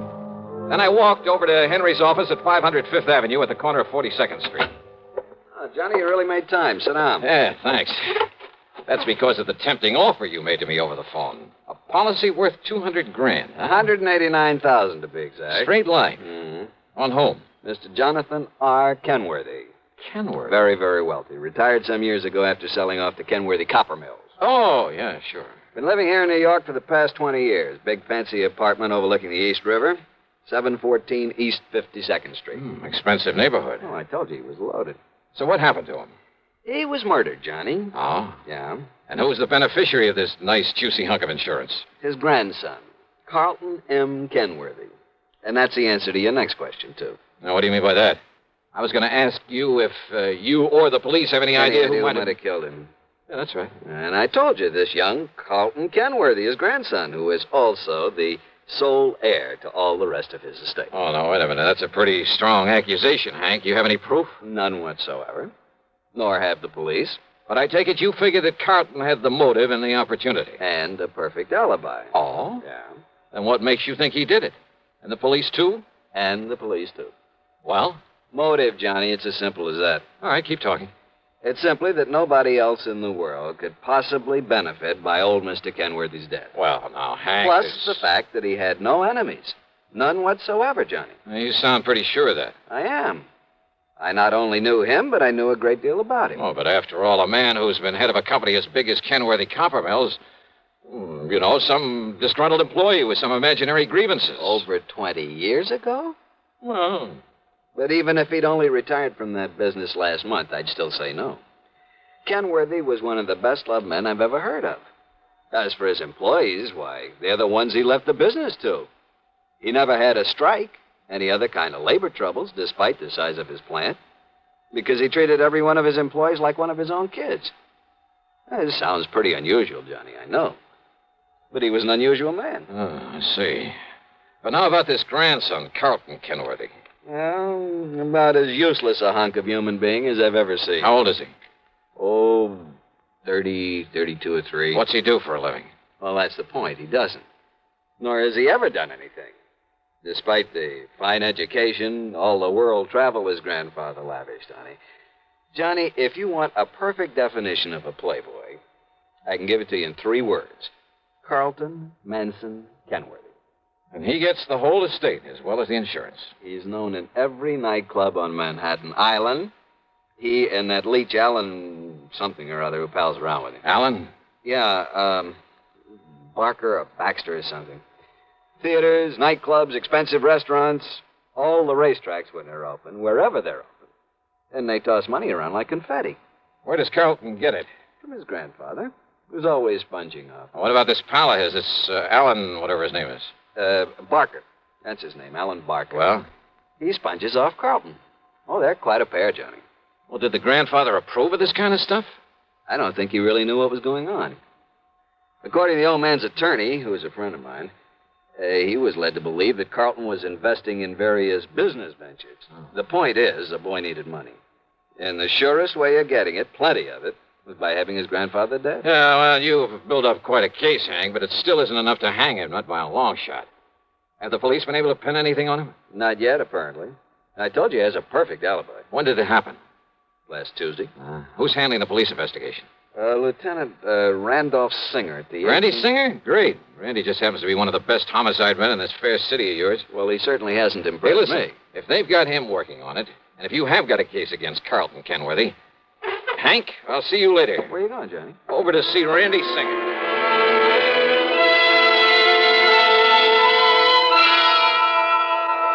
Sure, Johnny, I'm just as sure as your friend Hank at the insurance company. Why, Randy? Well, the way that boy played around. Cost him a fortune. Even more than his grandfather gave him. You're sure of that? What do you mean? Well, the way I get it, Grandpa gave him plenty. Yeah, but Carlton is up to his ears in debt. Every time the boys raid a plush gambling joint, there he is. He and that hanger-on of his, Alan Barker. Like peas in a pod, those two. Then he probably welcomed the raids. Sure. Probably kept him from having to pay off some of his losses. Yeah, he's still in up to his ears. And as long as he's the only one who could possibly benefit from Grandpappy's death, as long as we're sure that nobody else had any reason for killing him, and we are... How and when and where was he killed? Tuesday night in his apartment. He was struck on the back of the head with a heavy wrought iron poker from the fireplace. One good wallop, and he was done for. Hank says that Carlton has an alibi. Yeah, airtight. I checked it every way I can. From here, that is. And where's your case against him? But if you can break that alibi... But, Randy, if you've checked it out... I said from here. But if that company of yours will pay your expenses to Alaska... Alaska? That's right. Oh, look, with such flimsy evidence... Will you do it, Johnny? But now listen, Just Randy... to, let's say, to get me off the hook. But I'm still not convinced that... Johnny... Okay, Randy, sure.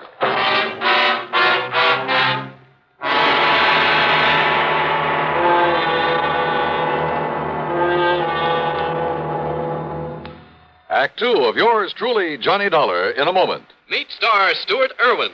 Nothing's worse for an actor than a nasty cold. To feel better quickly, I take wonderful four-way cold tablets. The fast way to relieve cold distress. Right. Tests of all the leading cold tablets proved four-way fastest acting. Four-way starts in minutes to relieve muscular pains, headache, reduce fever, calm upset stomach, also overcomes irregularity. Take my advice. For your next cold, take four-way cold tablets. The fast way to relieve those cold miseries. Four-way, only 29 cents. And now here's a word about another fine product of Grove Laboratories. To get rid of embarrassing dandruff in 3 minutes, change to Fitch Dandruff Remover Shampoo. 3 minutes with Fitch regularly is guaranteed to keep unsightly dandruff away forever. Apply Fitch before wetting hair, rub in 1 minute. Add water, lather 1 minute. Then rinse 1 minute. Every trace of dandruff goes down the drain. 3 minutes with Fitch and embarrassing dandruff's gone.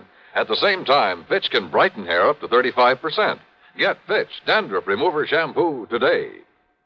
And now, Act Two of yours truly, Johnny Dollar, and the evaporated clue matter.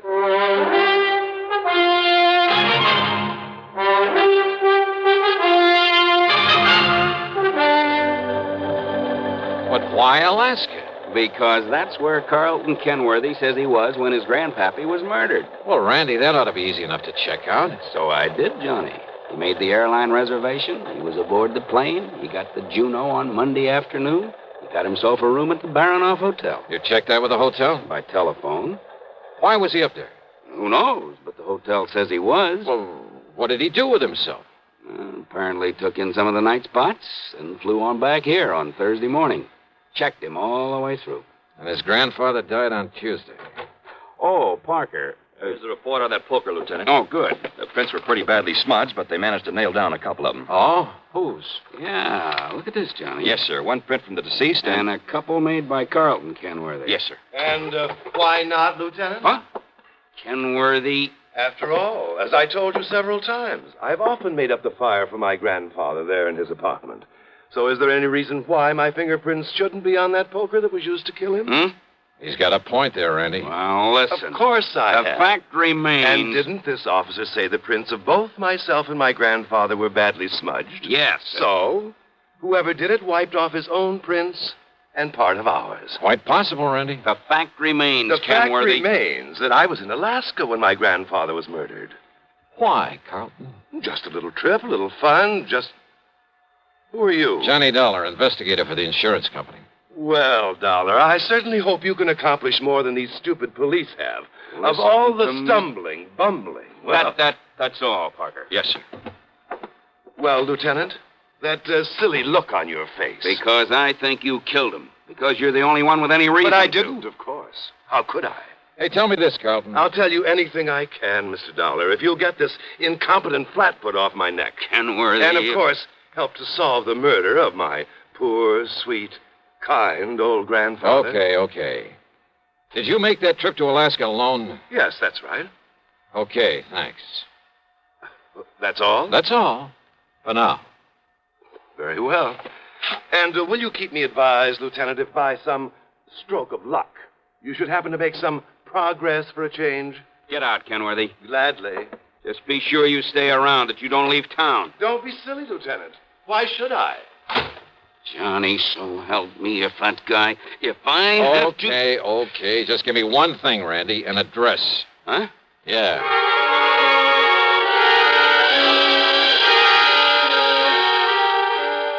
I could see why Randy'd harbor no love for Carlton Kenworthy. His attitude there at headquarters got under my skin, too. Expense account item 3, $1 even for a cab to Alan Barker's apartment. And I saw immediately why Randy had said they were like two peas in a pod, despite the fact Carlton was a good deal huskier. They were so much alike, I wondered if there was some blood relationship. Hardly, Mr. Dollar. We're simply good friends, that's all. Our tastes are alike in liquor and women. We like to do the same things, and... well, that's why we get along so well together, why we're known as the Inseparables. Alan, did you know that Carlton was going to Alaska? I certainly did. I drove him to his plane on Monday, and on Thursday I met his return flight and drove him back to his flat. Missed him like the very devil, incidentally. You keep a car here in the city? In the garage down in the basement. What did you do while he was away? Felt terribly at loose ends, but then I had my car washed and greased and took a long trip. Oh, when? I left Monday evening. Where'd you go? Oh, I drove several hundred miles. Took little side roads and byways that probably aren't even on the map.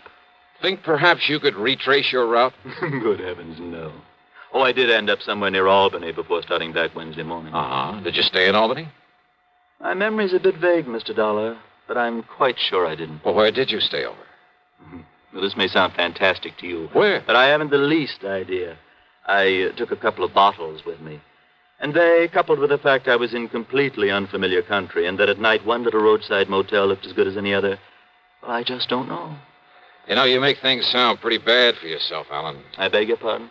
Considering the way you've been sponging off Carlton Kenworthy, well, offhand, I'd say you had as much reason to want his grandfather out of the way as he did. I beg your And without pardon. a very good explanation of your whereabouts at the time of the murder. Now, look here, Dollar. But you know something? I don't think you have enough guts to have made those lily white hands of yours wield that poker. Horrid thought. And yet, on the other hand... Well, yes, Dollar? As an accessory. Accessory? That's right. I'll see you later, Alan. Now, look here. Just don't leave town.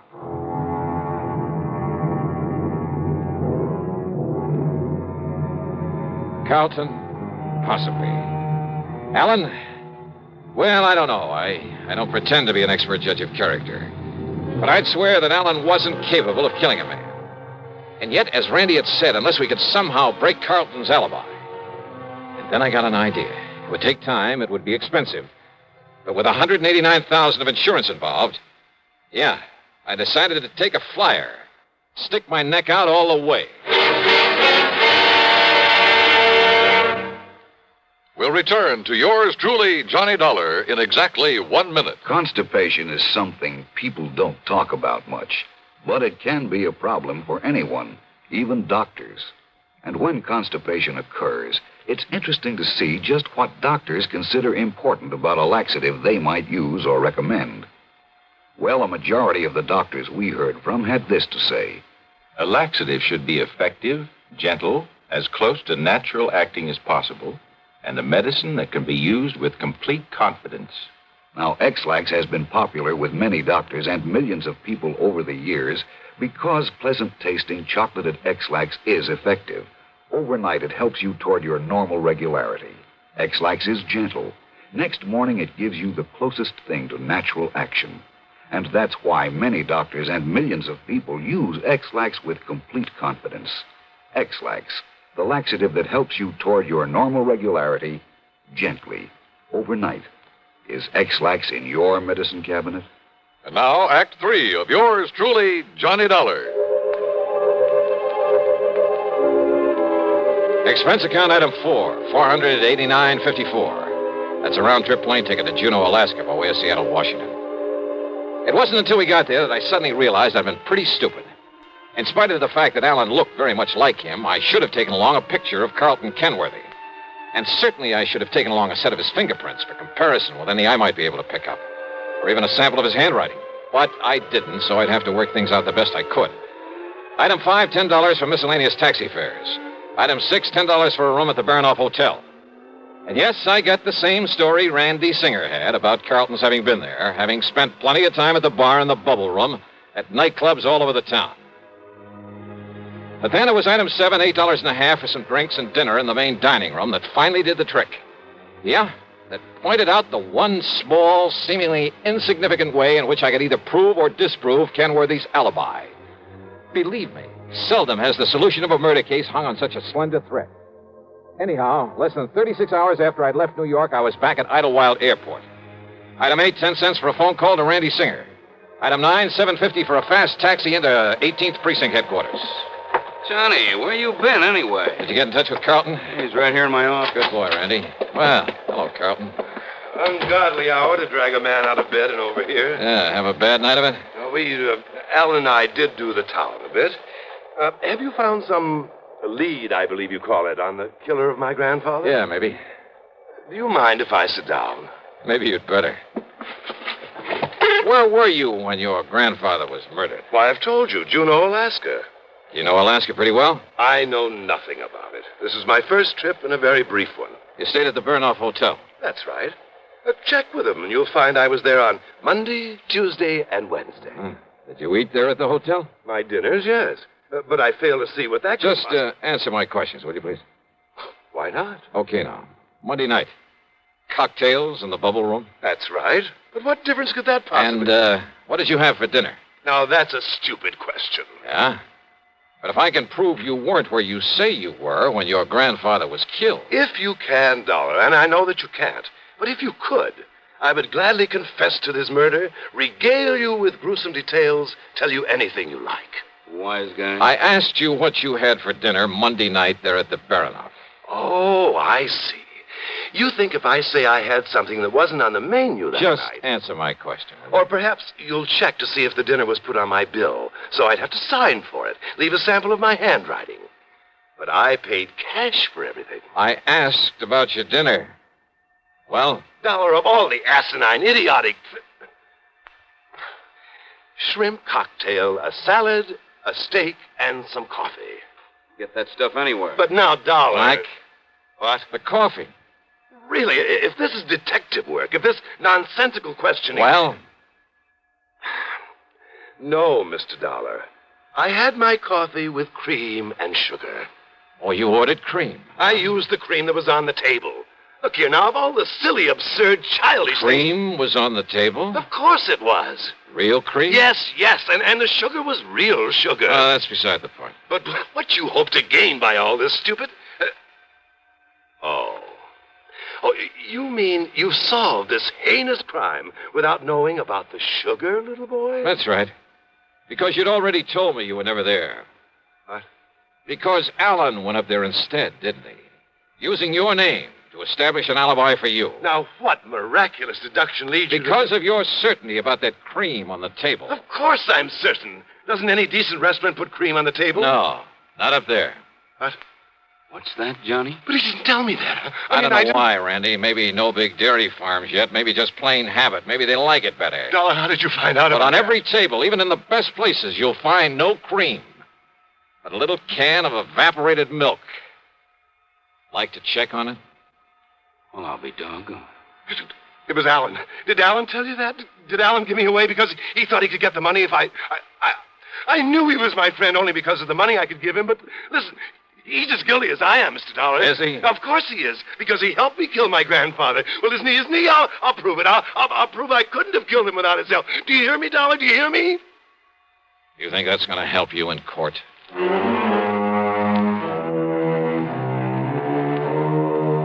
Believe me, if I were to put down all I think about the Alan Barkers and Carlton Kenworthys and all the rest of that rotten... why bother? What's the use?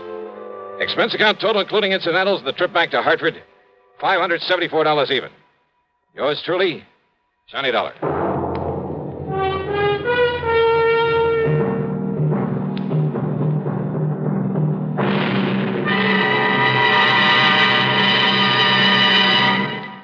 Now, here's our star with a word or two about next week's program. And a welcome to a couple of more stations that have joined us. WBRK in Pittsfield, Massachusetts, and WKNY over in Kingston, New York. We're glad to have you with us. And, man, how this network grows and grows. As for next week, well, I wonder just how you'd feel sitting on top of a nuclear explosive device, knowing the darn thing may go off any second and blow you to kingdom come. I know how I feel. And I'll tell you all about it on my program next Sunday, as usual, right here on the CBS radio station that brings you all the best in programming. The story's a real cliffhanger, and I'm sure you'll like it. Join us, won't you? Yours truly, Johnny Dollar.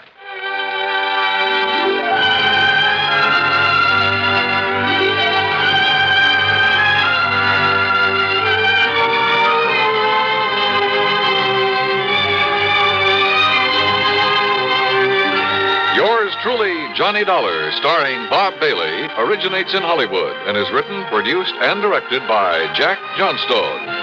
Heard in our cast were Harry Bartell, Herb Vigran, Carlton G. Young, Herb Ellis, and Jack Edwards. Be sure to join us next week, same time and station, for another exciting story of yours truly, Johnny Dollar.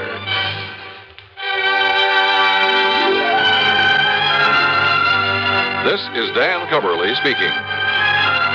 Suspense follows on the CBS Radio Network. Better buys are your reward at Orange Motors for a Ford. Get your orange guarantee from the largest dealer in Albany.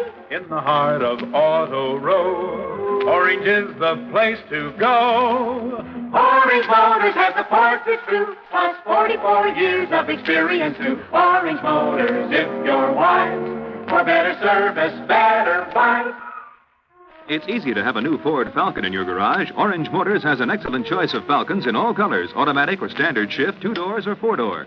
For a nominal down payment, you can own a Ford Falcon for as low as $50 a month. Think of it, a new Ford Falcon for only $50 a month. Want one? Come to Orange Motors in Albany. Better Ford buys, used or new, at $7.99 Central Avenue. Orange Motors, if you're wise, for better service, better buy.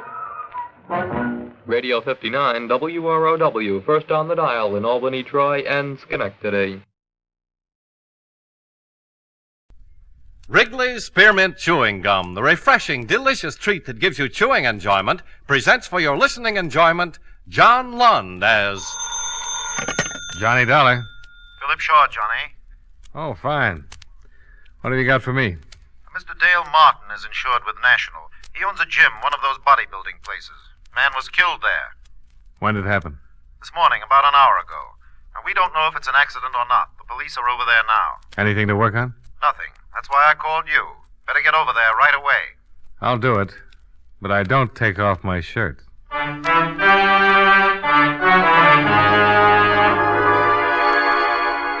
The makers of Wrigley's Spearmint Chewing Gum bring you John Lund in a transcribed adventure of the man with the action-packed expense account, America's fabulous freelance insurance investigator. Yours truly, Johnny Dollar.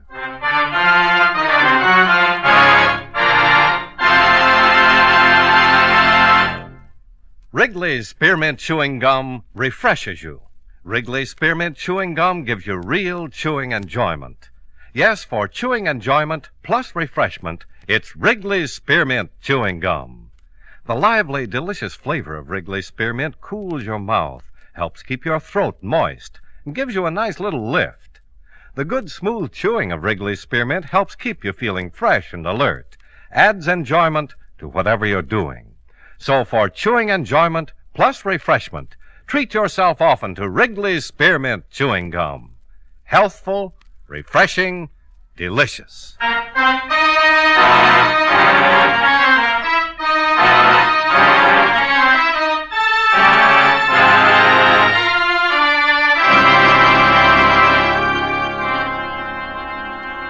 Expense account submitted by Special Investigator Johnny Dollar to Home Office, National All-Risk Insurance Company, Hartford, Connecticut. The following is an accounting of expenditures during my investigation of the blackmail matter. Expense account item 1, $1.40. Cab fare and tip for ride from my office to Martin's gym. After receiving what little information there was from you by phone, I arrived at 1215 at 1084 6th Avenue in the heart of downtown. On the second floor, I found Dale Martin, a very nervous Adonis, seated at a desk in his office. A policeman at the door informed me that a Lieutenant Nathan of the homicide detail had stepped out for a minute and the coroner was expected soon. Mr. Martin? Yeah? I'm Johnny Dollar from the National Insurance Company. Oh, that's the outfit I'm insured with. Yeah, I know. That's why I'm here. I want to get the facts in case there's any claim. Now, tell me, what happened? I don't know. I went back to the locker room to check on the towels, and I found him lying on the floor. Found who? His name's Royal, Frederick Royal. He's been coming up here for over a year. Well, why did you call the police and not a doctor? Because I think he was murdered.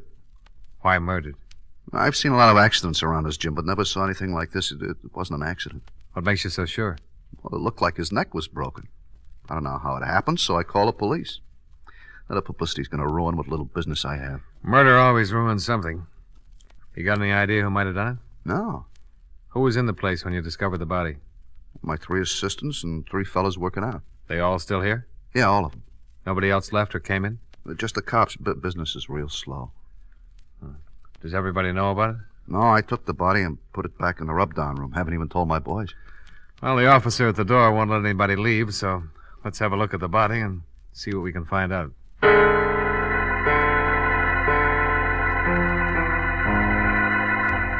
Martin left one of his boys to answer the phone, and everyone else was keeping busy wrestling with weights as he led me through the locker room. The one man was taking a shower. At the end of the room, he unlocked the door, and we walked in. The smell of rubbing alcohol was strong enough to give you a hangover. There were white curtains separating 2 rubbing tables. The first one was empty. In back of that curtain, Mr. Dollar. Okay. Not very pretty. Circus rubber man would need vulcanizing if he turned his head that far.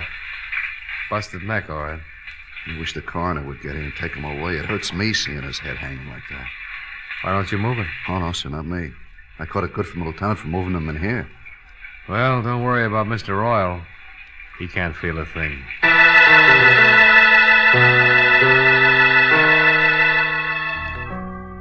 Lieutenant Nathan arrived with the coroner, and the latter confirmed our diagnosis.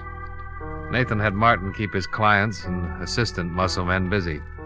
They started comparing biceps and forgot anybody else was there. Nathan was an old friend, so I didn't have to convince him that I was there on business. You saw the corpse, Dollar? Yeah, it took a pair of pretty strong hands to do a job like that. Yeah, that makes everybody around here a suspect.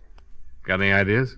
You'd have to know a man pretty well to let him get that close to you without starting something. Yeah, somebody could have been rubbing a kink out of his neck and got carried away with his work. Yeah.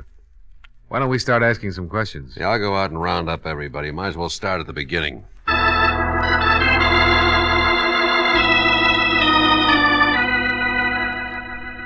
Nathan herded everyone together, and the questioning started. The men were very unhappy.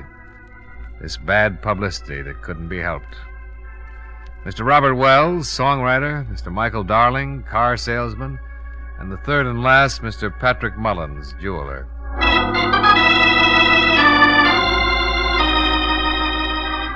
Three prosperous men, 3 prosperous denials. The assistants came next, the 3 men who worked for Martin. First, Bernie Carroll, the man who'd instructed Fred Royal, the one who'd put him through his exercises and sent him in to take a shower before he cooled off and got stiff. Sure. I worked him out and sent him in the shower like always. We tell him to take a good long hot shower to relax the muscles. Isn't that right, Dale? That's right, Lieutenant. That's the way it works. Bernie left him, went over to start on Mr. Wells. Bernie's a pretty strong boy. Yeah. Any one of us could have gone to the locker room at one time or another, Lieutenant. You found him, didn't you, Mr. Martin? Yeah. Why did you happen to go back to the locker room at that particular time? Well, I do it every day. Check on a towel, soap, see that everybody has everything he needs.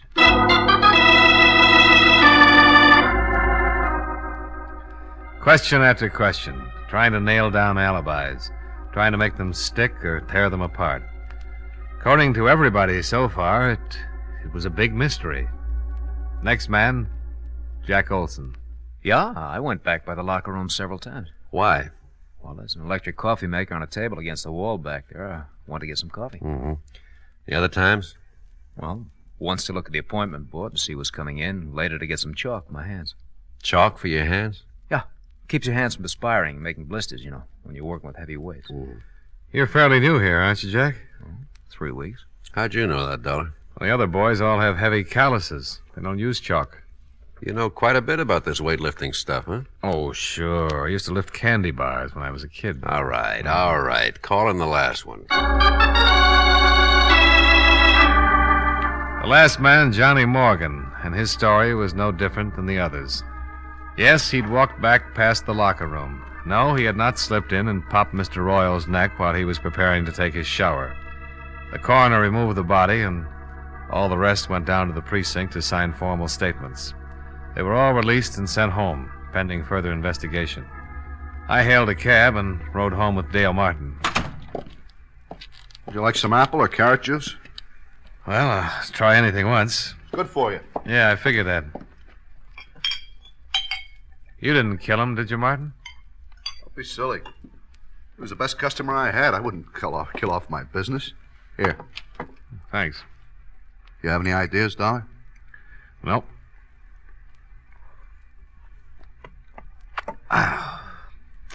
How long did you say Fred Royal had been coming to your gym? Over a year. What do you know about him? Not much. He was a wolf, like the girls. Always talking about the gal he was out with the night before. I got tired of his gab. I put him straight. You know what business he was in? Whatever it was, he had a lot of money. Wore a new suit every time he came around. Oh, excuse me. Hello? Oh, just a minute. For you, Dollar. Oh, thanks. Hello? I got something on the dead man. Got a record. Blackmail. You know where he lived? We're checking. Oh, wait a minute. Martin, you wouldn't by any chance know where Fred Royal lived, would you? Well, I send a bill to him every month. I got my books here in the apartment. I'll get the address. Oh, Nathan, Martin's got his address. I found something else in his personal effects. Key to a safety deposit box. Boys are checking to see which bank. Here's the address, Dollar. Fred Royal, 673 East Weeping Willow Circle. I told Nathan I'd meet him at Royal's place. I downed my liquefied carrots, said goodbye to Martin. Half an hour later, the lieutenant and yours truly, Johnny Dollar, were tearing Mr. Fred Royal's apartment to pieces. Nothing. Yeah, I came up empty, too. Hey, What's the matter? here's a date book. Good. Maybe we've been working on a holiday. Let's see, here's a name. Barbara Carroll. Carroll. That's the name of one of Martin's muscle trainers, Bernie Carroll. Same name on some of the other pages. The 5th, Barbara, 6 o'clock. Again on the 2nd, Barbara, 8 o'clock. Again on the 28th and the 22nd. Wonder if there's any connection. Oh, might be his sister. Let's give it a try. Bernie and Barbara Carroll. Sounds like something they'd play at the Palace. Well, let's go see their act.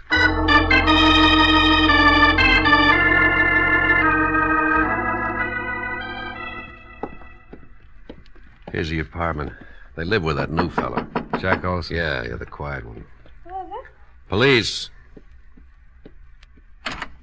Yes? I'm Lieutenant Nathan, homicide. This is Johnny Dollar. How you do? How you do? We'd like to talk to you, Miss Carroll. Well, certainly, Lieutenant. Come in. Thank you.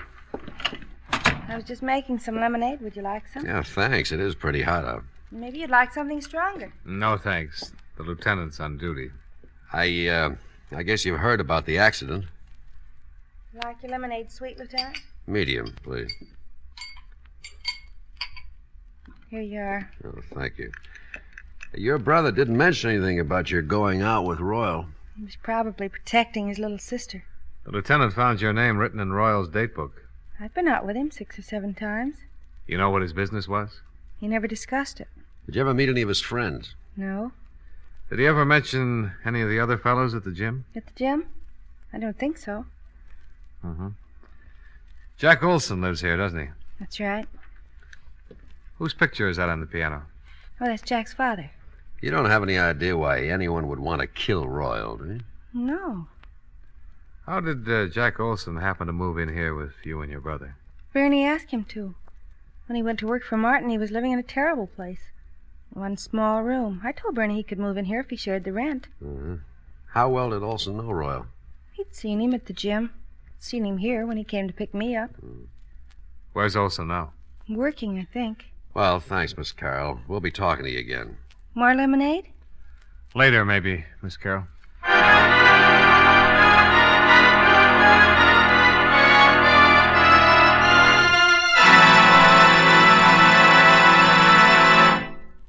Friends, wherever you are, whatever you're doing, you'll enjoy chewing Wrigley's Spearmint Gum.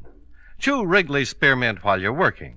The lively, full-bodied flavor of Wrigley's Spearmint gives you a refreshing little lift. The smooth, pleasant chewing of Wrigley's Spearmint Gum helps keep you feeling relaxed and satisfied. Makes your job seem easier. Chew Wrigley's Spearmint Gum in your home, when you're out walking or driving, when you're enjoying sports and other activities. Wrigley's Spearmint Gum tastes good anytime, and the natural chewing aids digestion and helps keep your teeth bright and attractive. Yes, wherever you are, whatever you're doing, you'll enjoy chewing Wrigley's Spearmint Chewing Gum. Healthful, refreshing, delicious. And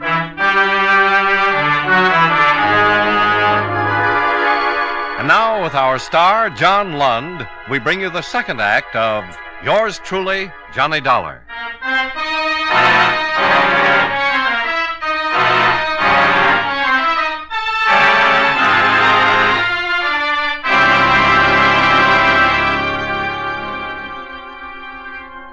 Three in the afternoon.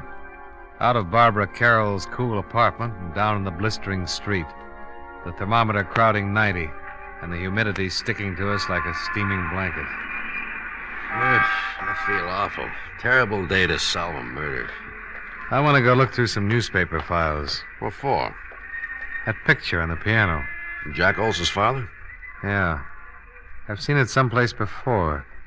There's a news story connected with it. Yeah, I'll drop you off. I gotta get back to the precinct, see if the boys have found the safety deposit box that fits Fred Royal's key.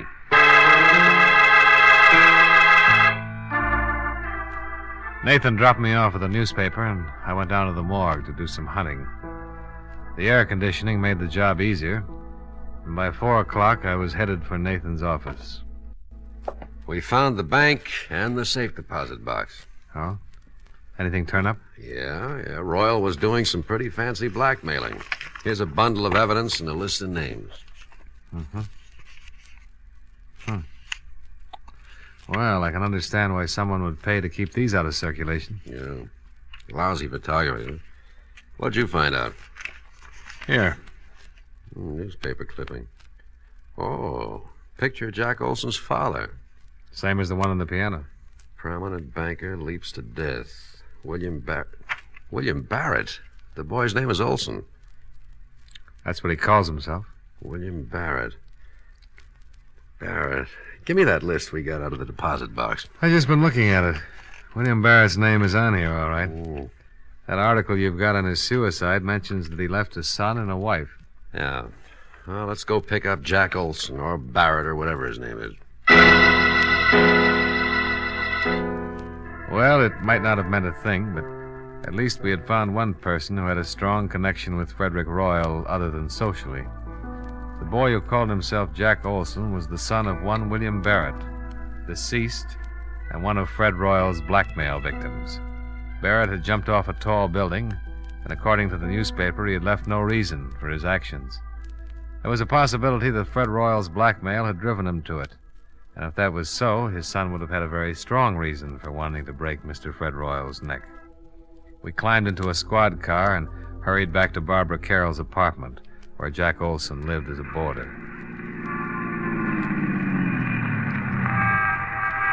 Now, let's go. Hey, wait a minute. Oh, what's wrong? Jack Olson, coming out of the building. All right, we pick him up on the street. He's hailing a cab. Oh, let's see where he's going. Wouldn't it be easier to just ask him? Oh, stop trying to ruin my afternoon. You know, there's nothing more relaxing than a pleasant drive through quiet, peaceful old New England. We started tailing Jack Olson's cab. Across town. Along the Merrick Parkway. Across a bridge. He's headed for Long Island. Well, your Connecticut badge won't be much good over there. We kept going across the Sound, past the outskirts of a couple of waterfront towns and onto a long highway. Pretty expensive cab ride. Pretty expensive. Pretty important. Yeah. Well, they're turning off on that road. Hope we don't lose them.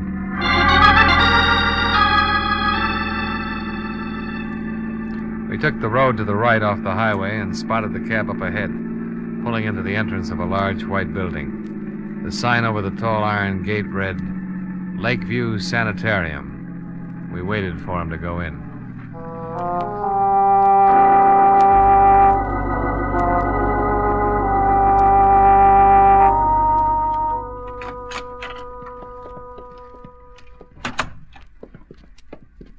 Yes? Is there something I can do for you? I'm looking for a man.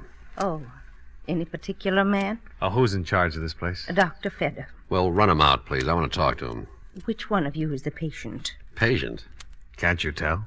Look, just go get Dr. Fodder. Feder. Oh, Feder, okay. Go get him and tell him Lieutenant Nathan wants to talk to him. Lieutenant Nathan? Of the cavalry. What? Oh, well, I'll get him right away. Lieutenant. You think that's funny? Oh, well, I liked it. Let's see what kind of a reaction it gets out of Dr. Feder. Cavalry. Nice thing to say in a place like this. Lieutenant Nathan? Yeah, that's right. I'm Dr. Feder. Oh, this is Mr. Dollar. How do you do? How do you do? Now, are you related? No, but we've been friends a long, long time, haven't we, Nate? Yeah, I'm a police officer, Doctor. Oh. We've been following a man. He came in here a few minutes ago. Is that right? The lieutenant thinks he might be a killer. I can handle this, Dollar. Doctor, I'm with Central Division Homicide. This isn't my territory, but I'd appreciate it if... Which one of you is the patient? Now, look, this is getting a little ridiculous. Here are my credentials. Oh. The man we want came in here a few minutes ago. Well, Mr. Barrett is the only one... And his real name is Barrett. Who's he seeing? His mother. What's wrong with his mother? Mrs. Barrett is seriously ill. Have anything to do with her husband's suicide? Everything to do with it. I doubt if Mrs. Barrett will ever recover. We went back out to the car and tried to put it all together. Jack's father had jumped off a roof. He was being blackmailed and couldn't take it. The shock of his suicide had driven Mrs. Barrett into a permanent breakdown, and Fred Royal had been responsible for the whole thing. Motive enough for Jack to get a job with Dale Martin so he could get his hands on Fred Royal's neck. Cavalry. Oh, stop groaning. Tell me what you think of my theory. We still need a confession. We'll get it. Mind if I make a pest of myself and ask how? Let's ride back to town and see Dale Martin.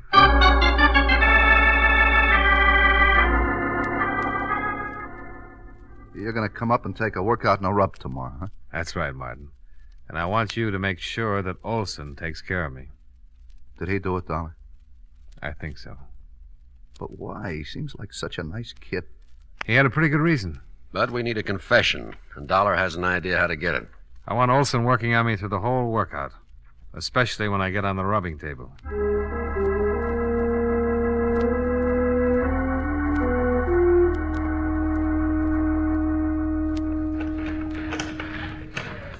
You're in pretty good shape, Mr. Dollar. Well, I'm carrying a few extra pounds. I will knock that off of you in a hurry. Don't try to talk while you're using the pulleys. Hi. Hi, Martin. He's in pretty good shape, Mr. Martin. Now, let's see. Better not do too much on his stomach the first day. I'll see you later, Mr. Dollar. Nice fella, Martin. Yeah, very nice. Tell me, have you found out anything about Mr. Royal's death? Oh, the police have got a few ideas. Lieutenant and I went up to see your roommate's sister. Yeah, Barbara told me. I hope you don't suspect her. She kind of liked Mr. Royal. She wouldn't have any reason to kill him. All right, let's go back to the rub table before you cool off. Huh?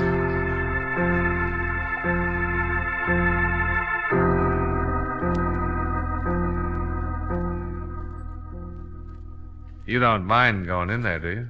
No. Why should I? Oh, some people are funny about rooms where there's been a dead person, you know? It doesn't bother me, Mr. Dollar. Martin's got all his towels piled on the other table. I can move them if you like. Oh, no, it doesn't make any difference. Royal wasn't killed in here anyway. All right. Up on your back. Yeah. Give me a good brisk rub and let me relax for about 10 minutes. All right, slide down a little. Yeah.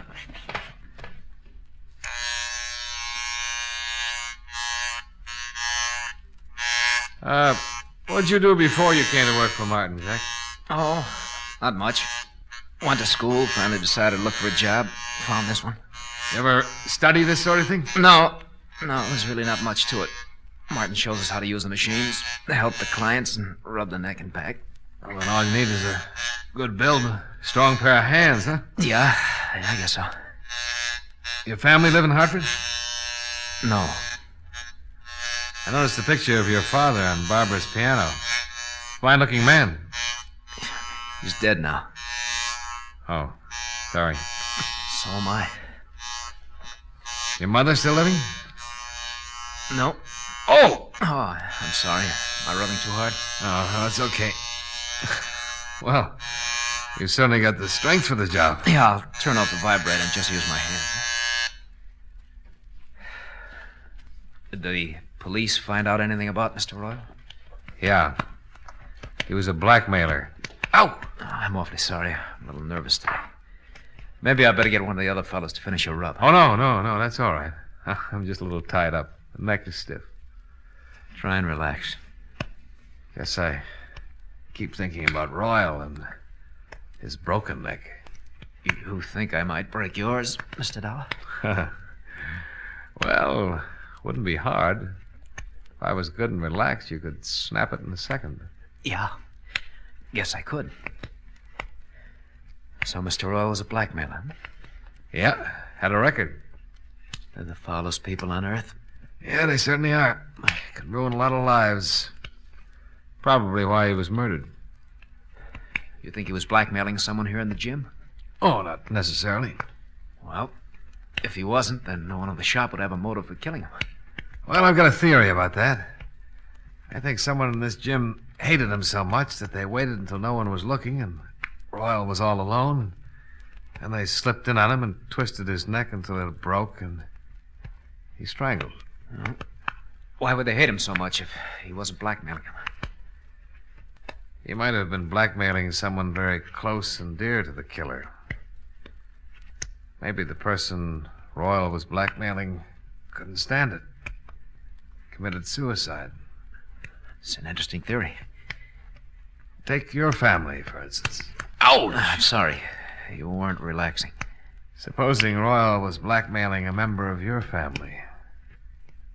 Your father, for instance. I can't rub your neck unless you relax more. Maybe your father couldn't take it. Maybe he couldn't pay him anymore, and instead of disgracing his family, he committed suicide. Just turn your head a little to the side, Mr. Dollar. That better? Much. Well, if that happened to my family, Mr. Dollar, I guess I would kill Mr. Royal, not mind a bit. How does your father die, Jack? He jumped off a roof. Now, if you just turn your head a little more, I'll try to pop your vertebrae, huh? We followed you out to Long Island yesterday, Jack. I'm going to adjust your neck, Mr. Dollar. It's better if you relax so it won't hurt. Well, if you wanted to, you could pop it anyway. I couldn't stop you in time. No, I don't guess you could. There, now the other side, huh? Did you kill Fred Royal? Yes. Relax. All right, Mr. Dollar. Let's go down to the police station. Lieutenant's outside with Martin.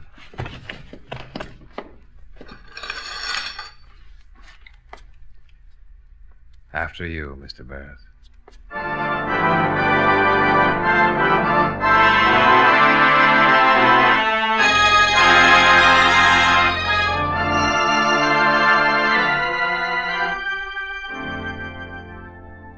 Nathan took Jack Barrett down to the station and got from him a signed confession. I went with Martin, and with every drink I saw another Barrett. So finally I gave it up and came up here to my office. Expense account, item 2, $4.53. 1/5 of very dry gin. Martin forgot his health and hygiene for a couple of hours and finished what I didn't drink. Item 3, $16.75. Cab fare for a ride up through the country, all by myself.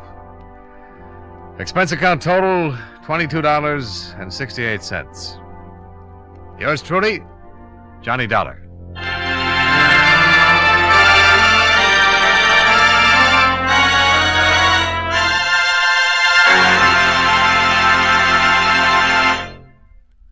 Remember, friends, Wrigley's Spearmint Chewing Gum refreshes you.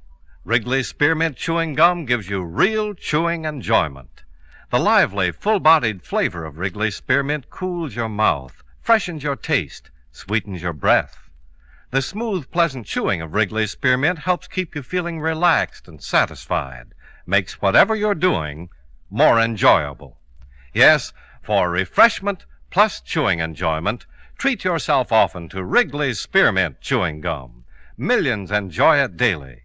Get a few packages and always keep some handy. That's Wrigley's Spearmint Chewing Gum. Healthful, refreshing, delicious.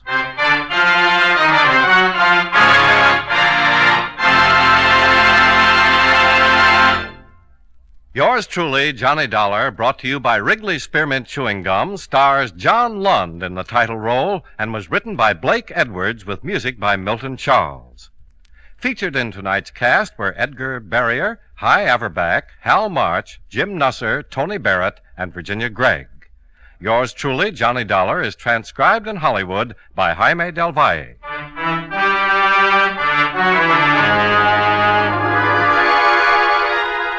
The makers of Wrigley's Spearmint Chewing Gum hope you enjoyed tonight's story of Johnny Dollar and that you're enjoying delicious Wrigley's Spearmint Gum every day.